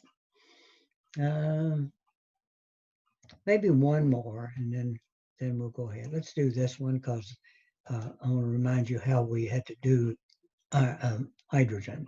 Hope you remember. We count hydrogen as if it were in group 7 because we're trying to build octets, and hydrogen can't have an octet. It can only have 2 electrons around it to give it the noble gas configuration of helium. So we can't do the division by 8 if we choose hydrogen to be in group 1. We're going to instead choose it to be in group 7. Do our math, get our shapes. But when we get to putting lone pairs around peripheral atoms, we're not going to put 8 around hydrogen. We're only going to put 2. And they'll be the ones that make up the bond. All right, doing our addition, this is what we get. We get 24 electrons counting hydrogen as in group 7, 14 and 6 and 4. All right, we do our math. Divide by 8, get 3, remainder is 0. I still divide by 0 because I want to be sure that I've taken the electron pairs into account since they're the most important. So it's an AX3. We wouldn't write AX3E0 unless we wanted just to emphasize what we've done here, and I didn't do that here. What is the electronic and molecular shape of it? What were 3 things attached? What was the shape? You're right, it's trigonoplanar. Now, have we got 3 things attached? Yes. Molecular shape, trigonoplanar. Now, all right, so let's draw a 3-dimensional structure. So this is what it's going to look like. We're going to have the carbon here, the oxygen, and the hydrogen, and the hydrogen. I have no lone pairs to go on oxygen, so I mean on carbon from the math. I would have only had 6 electrons making up the sigma bonds that hold the molecule together in this shape. The other electrons from oxygen and carbon form pi bonds. The pi bonds give nothing to the shape. You don't even worry about the pi bonds when you're doing this math. You're doing sigma bonds. Sigma bonds determine the shape, pi bonds do not. They determine the strength of the bond. This bond is stronger because it's a double bond than typical single bonds. But it's going to be like this. Now, what I mentioned a while ago about isomers, would there be another isomer of carbon? Well, let's go back to the trigonal shape. The trigonal shape, how many unique positions, arrangements do you have? Only one, that trigonal planar shape. there's no other part of it that I can say, okay, there's this shape and there's this shape. So no, if I put that oxygen over here instead of there, it's the same molecule, it's just been rotated 120 degrees. Or if I put it here, that would be rotating it clockwise if I put it here. If I rotated it counterclockwise, I'd put it here. So all three of these positions are 120 degrees apart, and there's just one isomer of this compound is called formic acid. Oh, can I tell you a story? Well, this is formaldehyde, I'm sorry. Not formic acid, it's an oxidative product. Formaldehyde, we make use of it in a lot of industrial applications. It's in plywood. They use it in plywood. It's a gas. They can pump it into the plywood while it's under pressure and heat it up, and it forms a polymer plastic-like material that glues every little fiber of that wood that they've pressed into plywood that you buy at Home Depot or Lowe's or someplace like that. So we use it in all construction material. It's very, very common. What do you use formaldehyde in biology lab? You remember. It's what they pickle the frogs in. They keep biological specimens in formaldehyde because formaldehyde is a biotoxin. It kills almost anything. Almost every living organism that I know about, every one that I know about, is poisoned by formaldehyde. Now, we don't get formaldehyde coming off of our plywood if it's been made properly, you know. It is possible that if you're not careful in the production process, not all of the formaldehyde would be processed to the paraformaldehyde plastic. And there might be some gaseous formaldehyde still in there. If you do a quality construction, you would then evacuate that and heat it up to pump out the formaldehyde that might not have reacted. And you might leave that in that decompression chamber for a while, and that would add to the cost. Unfortunately, we might do that in this part of the world and create a quality product. Most places are not going to. They might spray some kind of a little sealant on it to keep it from happening. But I've heard of people that were extremely sensitive to formaldehyde, that their house was what the problem was. So, but formaldehyde is a good component. And when wood gets oxidized, it's going to have hydrocarbons in it and lots of other things, but the cellulose part of wood is just like glucose for us, and we can't digest cellulose, but we can digest all the sugars. And the cellulose has one particular way that the sugar molecules are all stuck together. So you can imagine joining sugar molecules at an oxygen and both of them be on the same side of the oxygen. That's one form of that's either cellulose or starch. If you bind the oxygens with, take the oxygen and put one sugar on one side and the other sugar on the other side of the oxygen molecule so that they are across from each other the other way, that's the other one. So there's really, if you hydrolyze starch, it makes glucose. If you hydrolyze cellulose, it makes glucose. We have an enzyme in our gut that hydrolyzes the starch and converts it to glucose and makes it good for us. We do not have normally the enzyme that changes cellulose to glucose, so the cellulose comes through as fiber. So If you've got a potato, the fiber that's in it is cellulose. The starch that's in it is the starch. We can digest the starch, and the fibers um, go through us unchanged. Now, cows have an enzyme in their rumen that allows them to hydrolyze cellulose. So they can eat grass and plant fibers, and they don't get fiber out of it. They get glucose out of it and food. So if if you if you get that enzyme in you, that if you don't have the enzyme, say, to metabolize fiber, then what can happen is um, if it stays inside you too long and there's bacterial things in there, some of them do have the ability to hydrolyze glucose. I'm sorry, starch, cellulose. And that's going to create gas.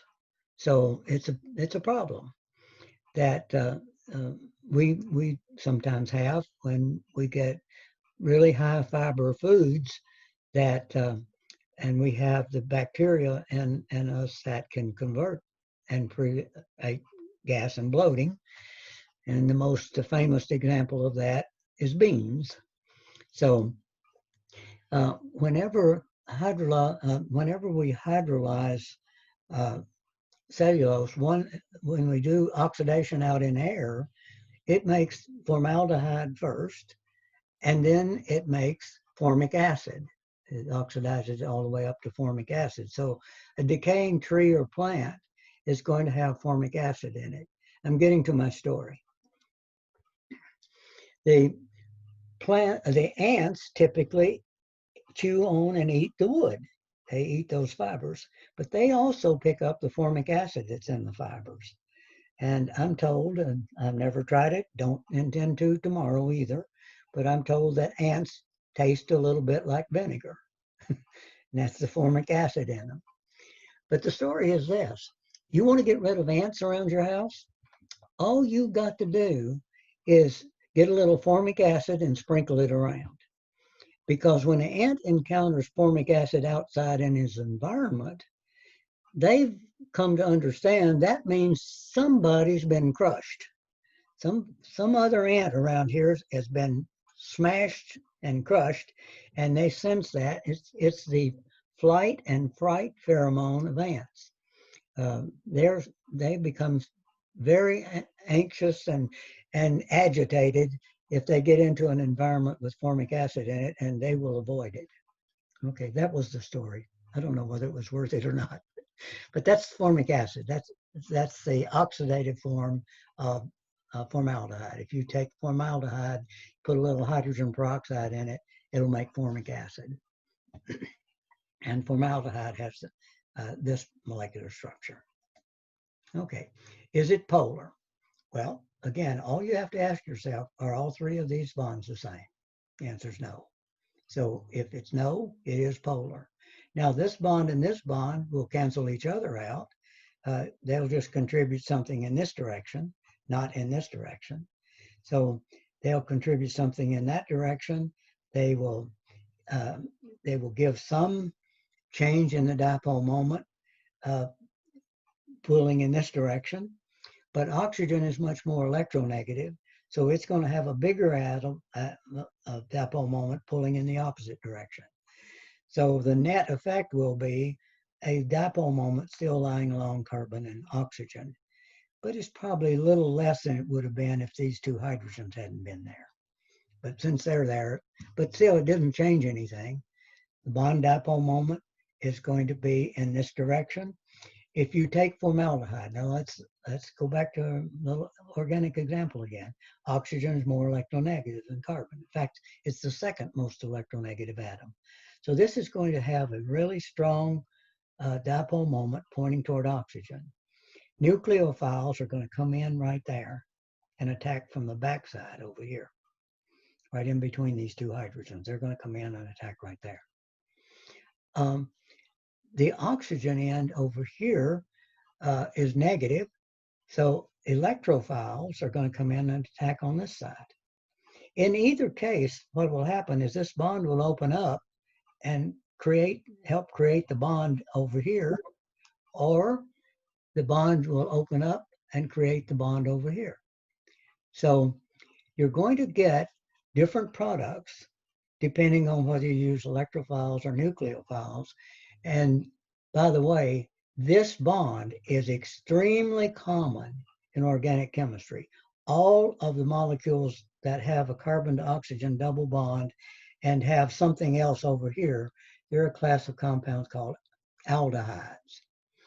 And so whenever a class where this is a hydrogen and this is some other carbon group, those are the aldehydes. If you've got two different groups on here, neither one of which is hydrogens, they're called ketones. Aldehydes, ketones, and acids all have this bond in them. And they all have the same polarity at that bond. But they will react differently depending on whether you use electrophiles or nucleophiles and how strong the electrophile is or the nucleophile and so forth. So there's other characteristics, but when you get to organic chemistry, you know nucleophiles attack here, electrophiles attack there in either aldehydes, ketones, or acids. That's one of the favorite places to attack. Okay. Hybridization at each atom, or for each ion. Hybridization, we got 3, so we've already decided that that's going to be trigonal planar, sp2, hybridization. Okay, well, I think that's really all of this part. So let's continue on. There is the checkpoint, and I think I'd rather let you try this one. It's not one of the ones in the list, and it's not one that I've done already, I think. So see how you come out with that and get back with me if you have problems.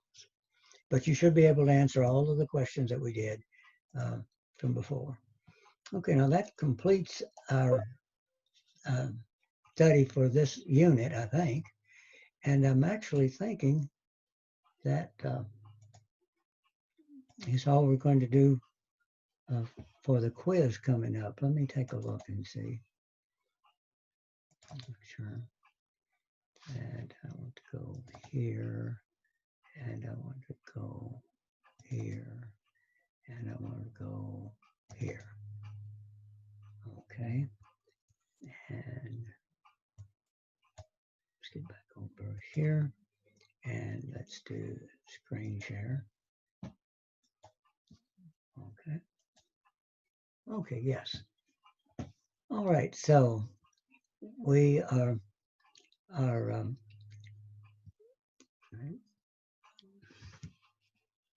okay.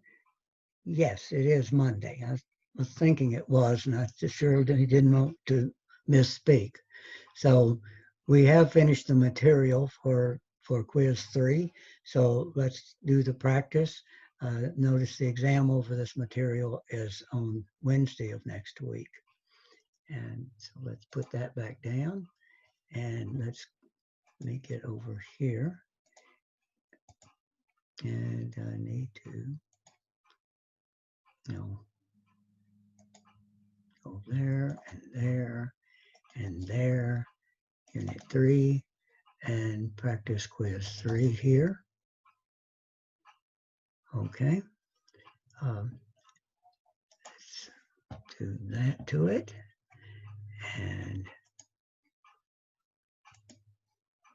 do that to it. And now let's put this down. No, don't want to do that. All right. I think we're all set up now to work on the practice exam.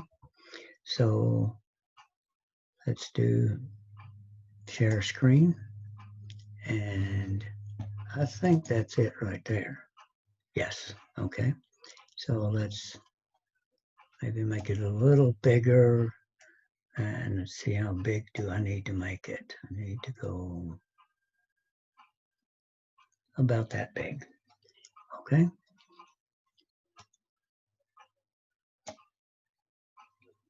All right. Let's just look at the questions and see what we're doing. We've got plenty of time to go through the practice exam altogether.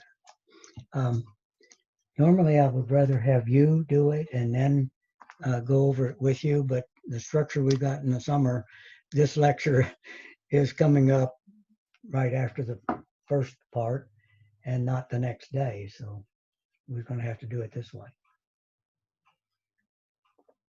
I'm just going to work it out as if I were taking the quiz, and I'll put the you could really help if you would by getting your own copy and having that to go over with us. We're already back, so let's do number 1. And the molecule we're looking at is Xe F3 plus 1. Okay, and we want to know how many valence electrons. So again, I don't want to pull the periodic table out in the textbook and all this stuff, but you can get that. Xenon is in group 8. In group 8, fluorine, we have 3 of them, and it's in group 7.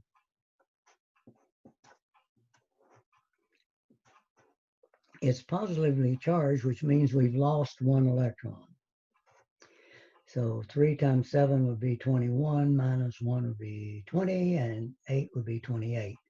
So if I've not made a mistake, there's 28 valence electrons. Yes. Okay, so 28 valence electrons. So what do we do with the valence electrons? We divide by 8. We get 3, 24. And then we subtract 4 from 8, we get 4. And we've got 4 remainder. We divide that by 2, and we get a 2. So we've got 3 plus 2 is 5. And we're going to do number 2 now. The answer to number 1 is 28 valence electrons. And that was the correct answer. It's C on the quiz. The second one is to determine the VS-EPR notation.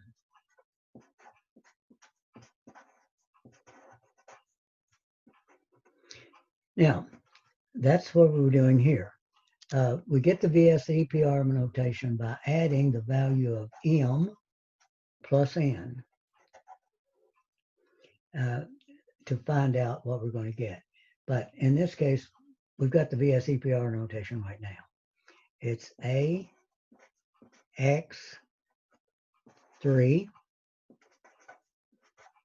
E2. Okay, so that is going to be the answer to number 2. And AX3E2 is D. And that, you just have to pick that out from there. So that there's no big deal there, easy. Now, let's get the next one. I want to know the shape of the molecular shape, and it says specifically not electronic. So the molecular shape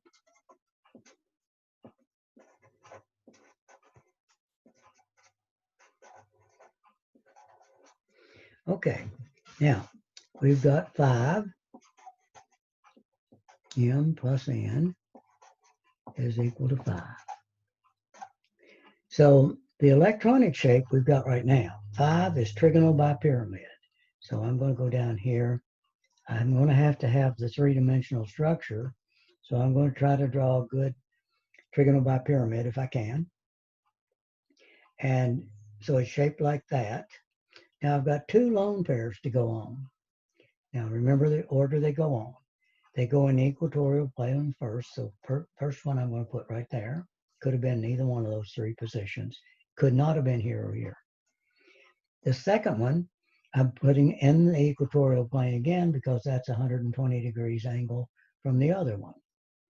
So what's left is going to be the shape of that molecule. So it's T-shape. And that should be, that's A on the answer. Okay, now I want to show you something. Let's go back and look at all of this. We started right here with this particular molecular cation, and we answered everything for it. Now, I could have asked you 3 different questions, but I wanted to give you the quickest way to demonstrate that you can do this without having you to work 3 separate problems. So I'm trying to save you time on the test because I'm aware that they are intended to be long. And I've talked to you about my philosophy on that from day one. My goal and objective is not to teach you high school chemistry all over again. I mean, that's not it. It's not just to teach you chemistry. It's to teach you how to get the answer to problems the quickest way possible with the fewest mistakes possible. So to do that quickest way, fewest mistakes part of my teaching, my exams and quizzes should reflect that. They should make you, they should stress you to make you work faster and stress you to help you hone that skill to be able to make quick decisions and right decisions the first time. So, you know, I've got a reason for being mean. Okay. I don't intend to be mean. It's my way of loving on you guys. I want you to do well. I want to see you succeed. And I've got to do everything in my power while I've got you in, in a captive group in my class to help you get to where you need to be to develop your fullest potential. So you're going to see that my exams are long and they do stress you, and they do sometimes even look tricky. Sometimes if you make one little mistake here, you're going to mess up somewhere else. And that's going to be the real case here. Since I'm giving you the same molecular ion for every one of those first 3 problems, if you miss that very first one, you miss all 3 of them. So when the key to all of it is getting the number of valence electrons right, you're going to have to do that before you can answer any of those other questions. And make sure you do that twice. I know it looks too easy. You just add those numbers up. But if you screw up right there and you added an electron instead of subtracting one, you're going to miss every one of the questions. And guess what? If you make that mistake, there is an answer corresponding to that mistake in number 2. And if you make that mistake, there is an answer corresponding to that number of valence electrons in number 3. Get that right. My old carpenter friend, when he was teaching me to be a carpenter, he said measure twice and cut once. You can't do it the other way. Okay, so that's the way we have to do here. We have to count that twice, because failure to count that right messes up the whole building. That's based on it. Okay, so just be aware of that. Be careful. Okay, which one of the species of the 4 VS-EPR notations below will represent a species that is polar? So what we have to do is just look at all of them. And the choices are AX4. They are AX4E.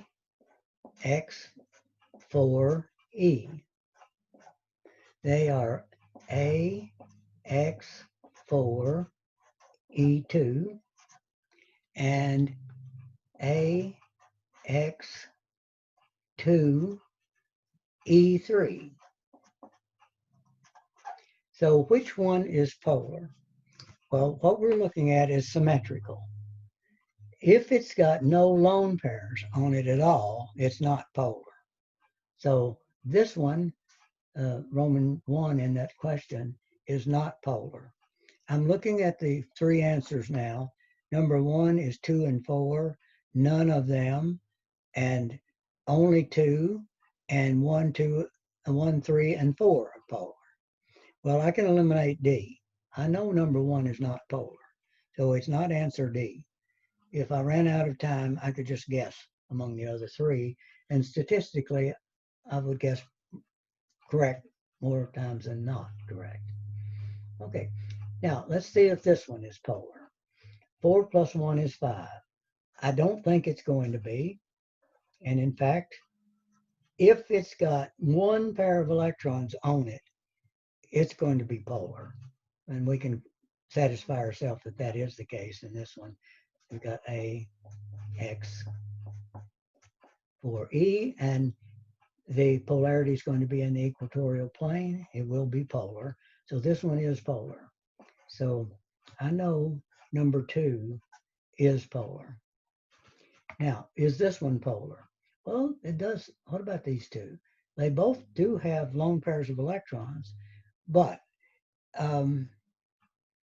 1, 2, 3, and 4 is not a choice either. So something different here.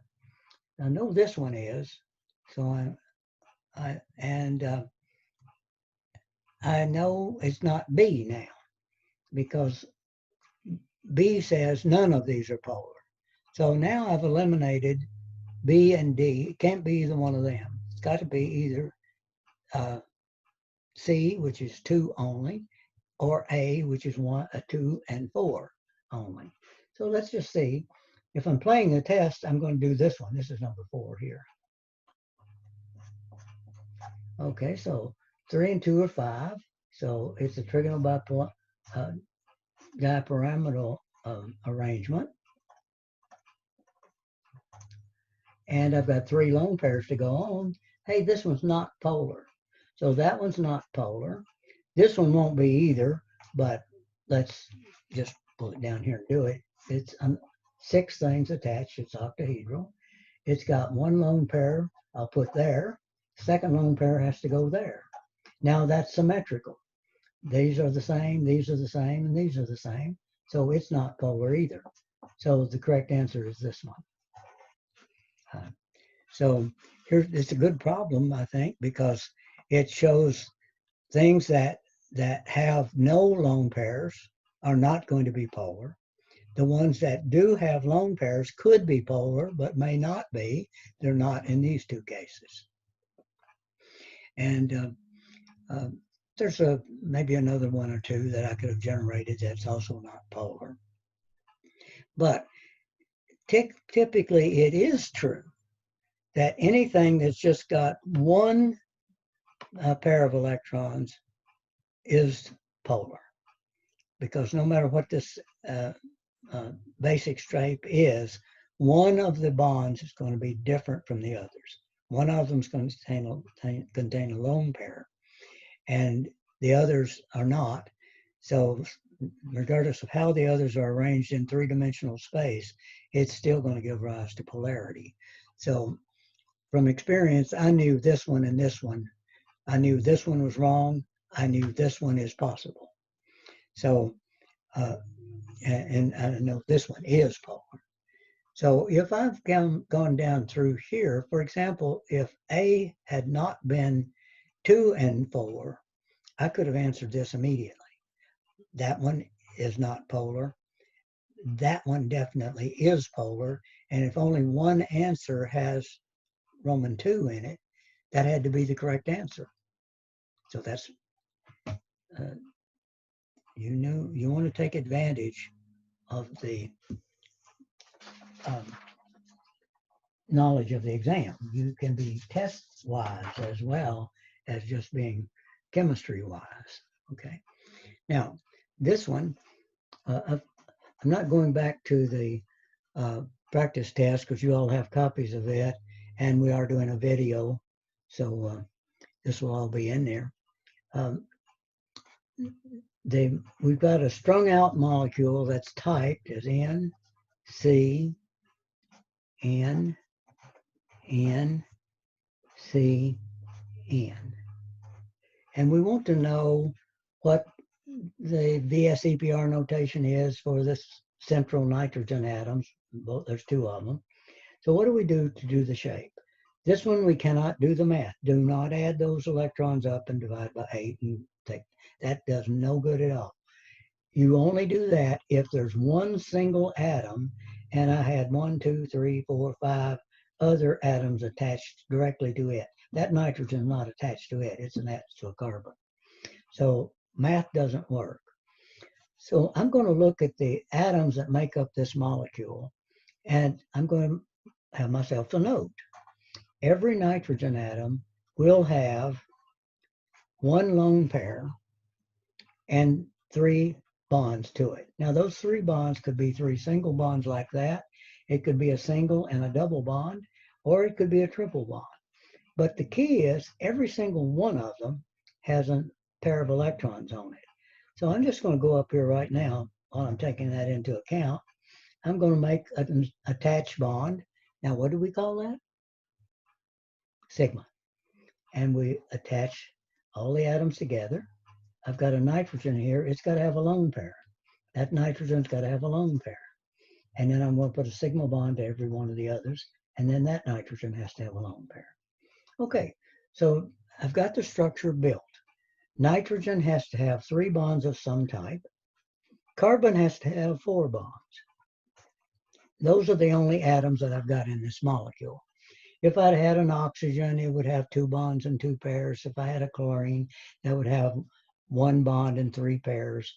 If I had a hydrogen, it would have 1 bond. If I had group 7 or hydrogen, remember we can put it there, all of those atoms would have to be on the peripheries. I couldn't put them in the middle like this. I could put them here or here or here or here or here or here off to the side, but not in a line, because those atoms can only have 1 bond to them. But I don't have any other atoms except carbon and nitrogen in this hypothetical molecule. But now let's start at the left and make nitrogen work. It's got the lone pair, that's good, but it needs 3 bonds. It's only got 1. So I'm going to put a triple bond here. Now I've got 3 bonds to that nitrogen. The nitrogen I can check off, it's good. Carbon needs 4 bonds. It's got 1, 2, 3, and 4 in this, going from left to right. This one is good. This nitrogen has to have 3 bonds. It's only got 2. Now, I can't put a double bond over here. Why? That'll mess up carbon. It'll be 5 bonds. Now, when you get to organic chemistry, don't you ever write a carbon atom with anything but 4 bonds. Don't you write a carbon atom with 5 bonds, and don't you write a carbon atom with 3 bonds. If you do, don't you dare tell them you had Dr. Pearson in Gen Chem 1. Okay? All right, so I can't put that double bond here. I have to put it here. Okay, now 3 bonds on a lone pair. That nitrogen is good. 1, 2, 3 bonds on a lone pair. That nitrogen is good. This carbon is not. That carbon just has 2 bonds. It needs 2 more. Again, I can't put them on this side. It messes up nitrogen. Nitrogen needs 1 pair and 3 bonds, not 1 pair and 4 bonds. So the bonds have to go here, both of them, to make a triple bond on this end of the molecule as well. And now carbon has 4 bonds. It's good. Nitrogen has 3 bonds on a lone pair. It's good. That's the structure right there that you have. Now it said, let's do the VSEPR notation of one of these interior nitrogens. Both of them are bonded the same, right? Both of them have a double bond and a single bond to other parts of the molecule and a lone pair. So they'll be the same. If I'm putting my finger here and saying, that's the A atom, I've got carbon and nitrogen. I've got 2 things attached to it. So it's AX2. how many, and it does have a lone pair. So it's AX2E. All right, so that is correct answer D on the practice quiz. I think we got some more stuff coming from this one. Same thing, we're asking for bond angles. Now remember what I told you a while ago? I could have given you a different molecule here, but I wanted you to do this, and then if you can do this for any molecule, you should be able to answer 2 or 3 questions about this one. Again, you get the bonding wrong here, you'll miss this. You get the bonding wrong here, you'll miss the bond angle that's asked for in question number 6. So number 6 asks for the bond angle.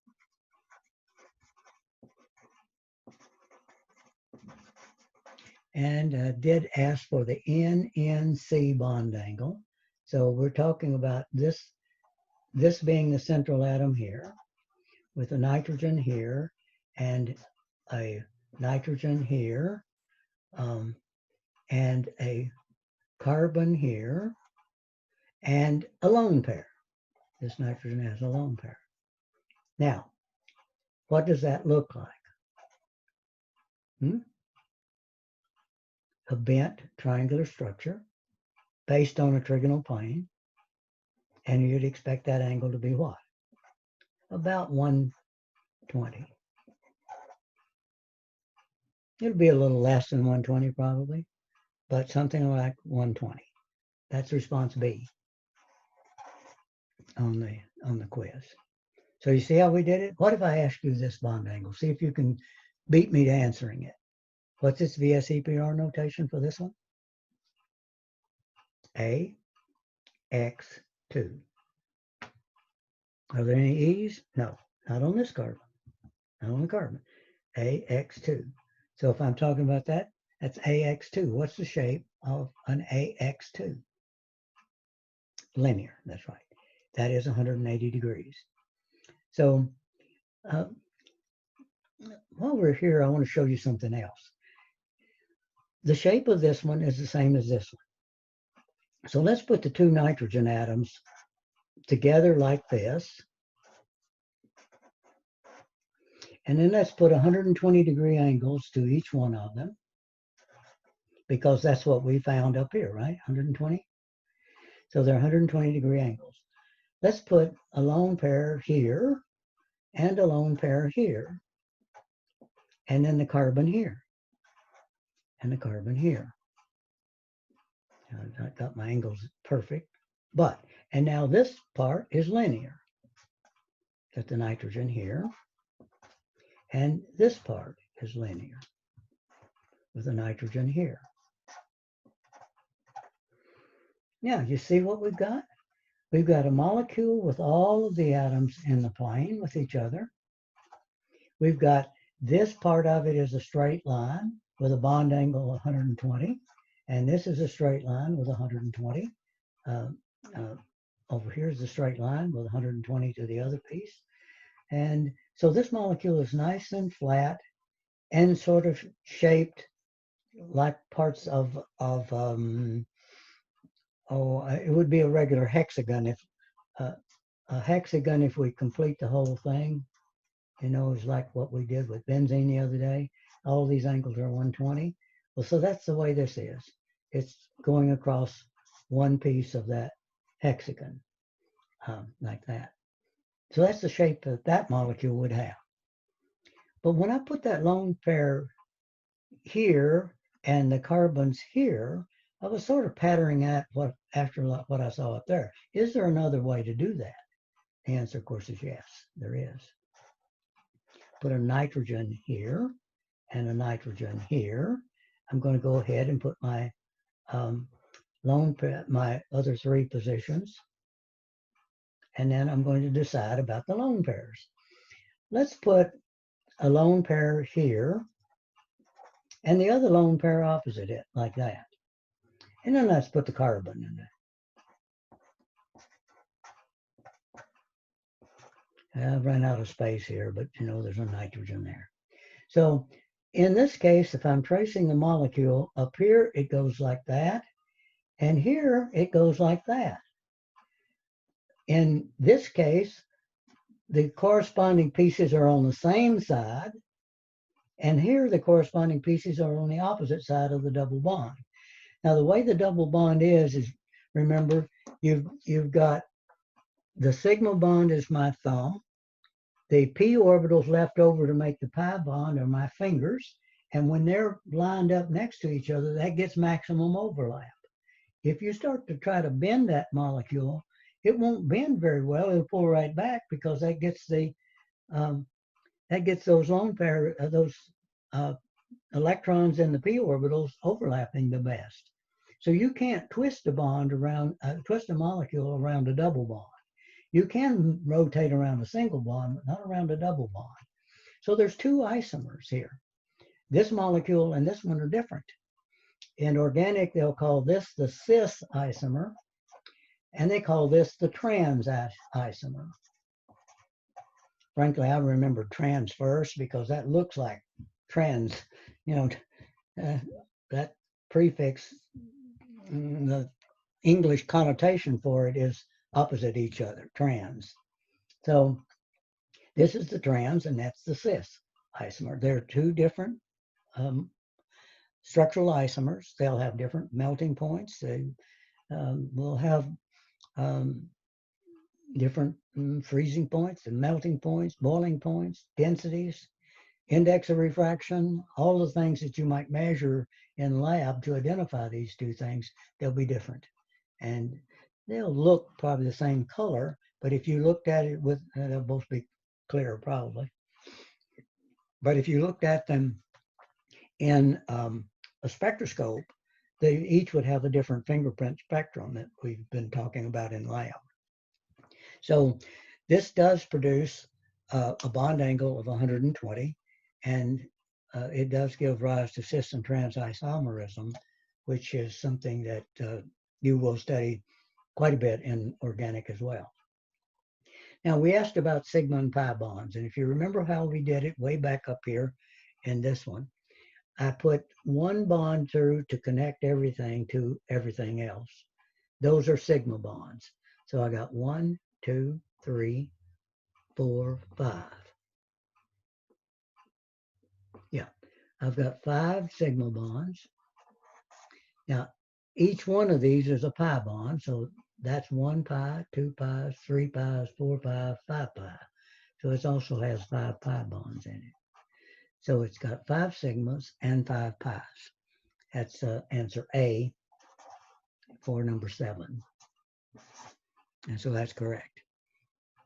So again, this is going to be, I will allow probably 25 minutes, although I'm reluctant to do that. But in case you worked every one of them individually from scratch, it might take that long.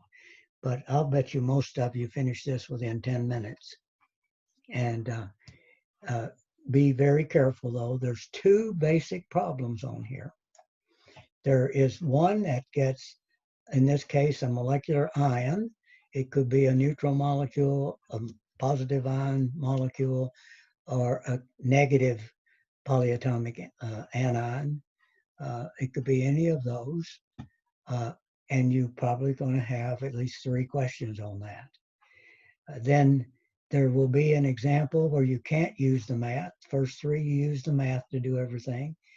There'll be 2 at least that you don't use the math. And then there's 1 that is sort of a general summary of properties of using VSEPR notation. So this is the structure your quiz will take, and you should be aware that you have to be very careful in getting the number of valence electrons in this one, and you have to be very careful to get the correct bonding and lone pair structure of this one. Now, you're not going to have this particular molecule. It could have hydrogens, it could have carbons, it could have oxygen, it could have nitrogen, it could have chlorine. I probably wouldn't. I'd probably use a hydrogen to do the same thing that chlorine would do. But you could have essentially any of the representative elements could be in this part.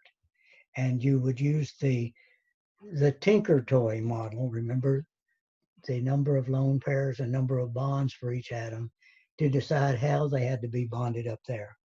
And just to be wise, if you determine that an atom in the structure has lone pairs, put them on very first thing, either before or just after you put in the sigma bonds holding everything together. So be sure to do that, because it's pretty easy to go down through here and maybe forget to put the lone pair of electrons there and get the structure at nitrogen wrong. Say, okay, it's got to be an octet, 8 electrons, so if it doesn't have lone pair, one of these have to be a double bond. That'll screw your whole thing up. Just be sure.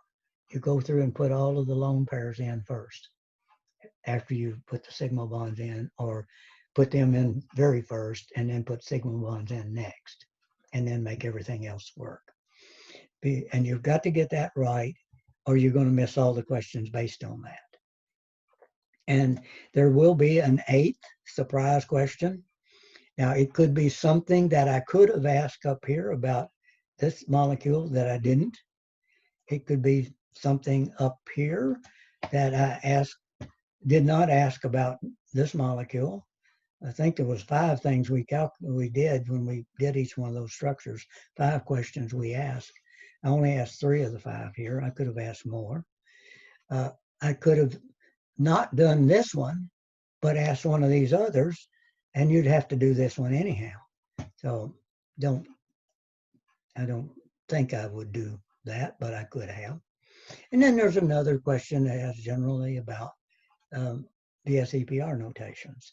So this is the structure that your quiz is going to take. It's going to look just very, very, very much like that. Dr. Pearson, Yes.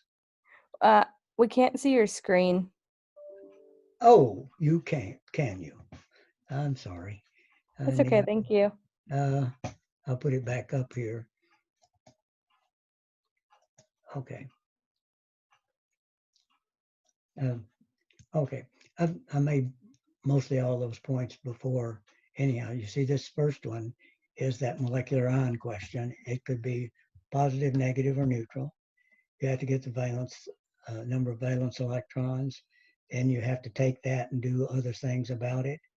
And I was emphasizing that those 3 are all going to be based on the same structure, same molecule. And then this one is just a general question about the VSEPR notation and polarity and things like that. Polar bonds, polar molecules, and so forth.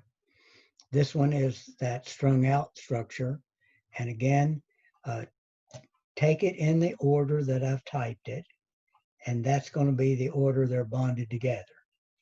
So I could move this around and create different shapes, and all kinds of stuff could go on in here. With this example, I could have written it 3 or 4 different ways, maybe. I can think of at least 2. And I could give you not just nitrogen and carbon, I could give you nitrogen, carbon, hydrogen, oxygen, and I could put them in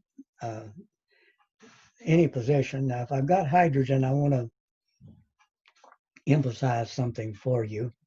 The general argument for writing structures, remember, this was done way before graphics, and we were really uptown when we started using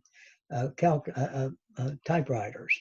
So I've got this written in a way that is the way we normally write formulas, is the thing to the right of something is attached to it. So this carbon is attached to that nitrogen. That nitrogen is attached to that carbon. That nitrogen attached to that nitrogen. That carbon to that nitrogen. And that carbon to that nitrogen. Now that's what we would do. Suppose I had a hydrogen in here. The hydrogen, if I wanted to show the hydrogen bound to this nitrogen, I would put it immediately after it. But if I wanted you to put the hydrogen on this nitrogen, I would put it immediately after it. And that would be different, it would be a different isomer. Or if I wanted to put the hydrogen on the carbon, I'd put it there. If I put the hydrogen here, it's not on carbon, it's on nitrogen. And if I want a hydrogen exclusively for this nitrogen, I'll put it here, not here, because we're going to understand that one here belongs to its thing to its left. So when I position hydrogens in here, they may be strung out tight like this, but that's not the way it's bonded. You have to remember, hydrogens only bond one place. They can't be in the middle. So if they're in the formula, you need to have the rule for which one it actually belongs to. And it belongs to the one to its left. If there's a hydrogen here, before I draw this structure out to get sigma and pi bonding and all of that stuff, I'm going to put the hydrogen either here under the nitrogen or here over that nitrogen if it's here in that general formula. That makes sense to everybody? Because if I'm putting hydrogens in, I have to tell, if I wanted this hydrogen here, I actually do have two choices. If I put it here, I know it's here. But if I put it here, I'm saying this hydrogen, that nitrogen belongs to that hydrogen. So putting it either here or here still obeys the rule. If I'm putting it here, I'm saying it belongs to nitrogen, the atom to its left. If I put it here, I'll say the hydrogen belongs to nitrogen, the atom to its left. So I could either put the hydrogen here or here, and it's the same structure. The hydrogen is going to be one of the atoms attached to that nitrogen. I could put NH2C like that, and that would mean that both of those hydrogens belong to nitrogen. I probably wouldn't. I'd probably put H2N just to make that a little clearer if there's two atoms. But the general rule is an atom is bonded directly to the atom to its left when you write it out in a strung out formula like that. Okay, I think that's all I can think about with that.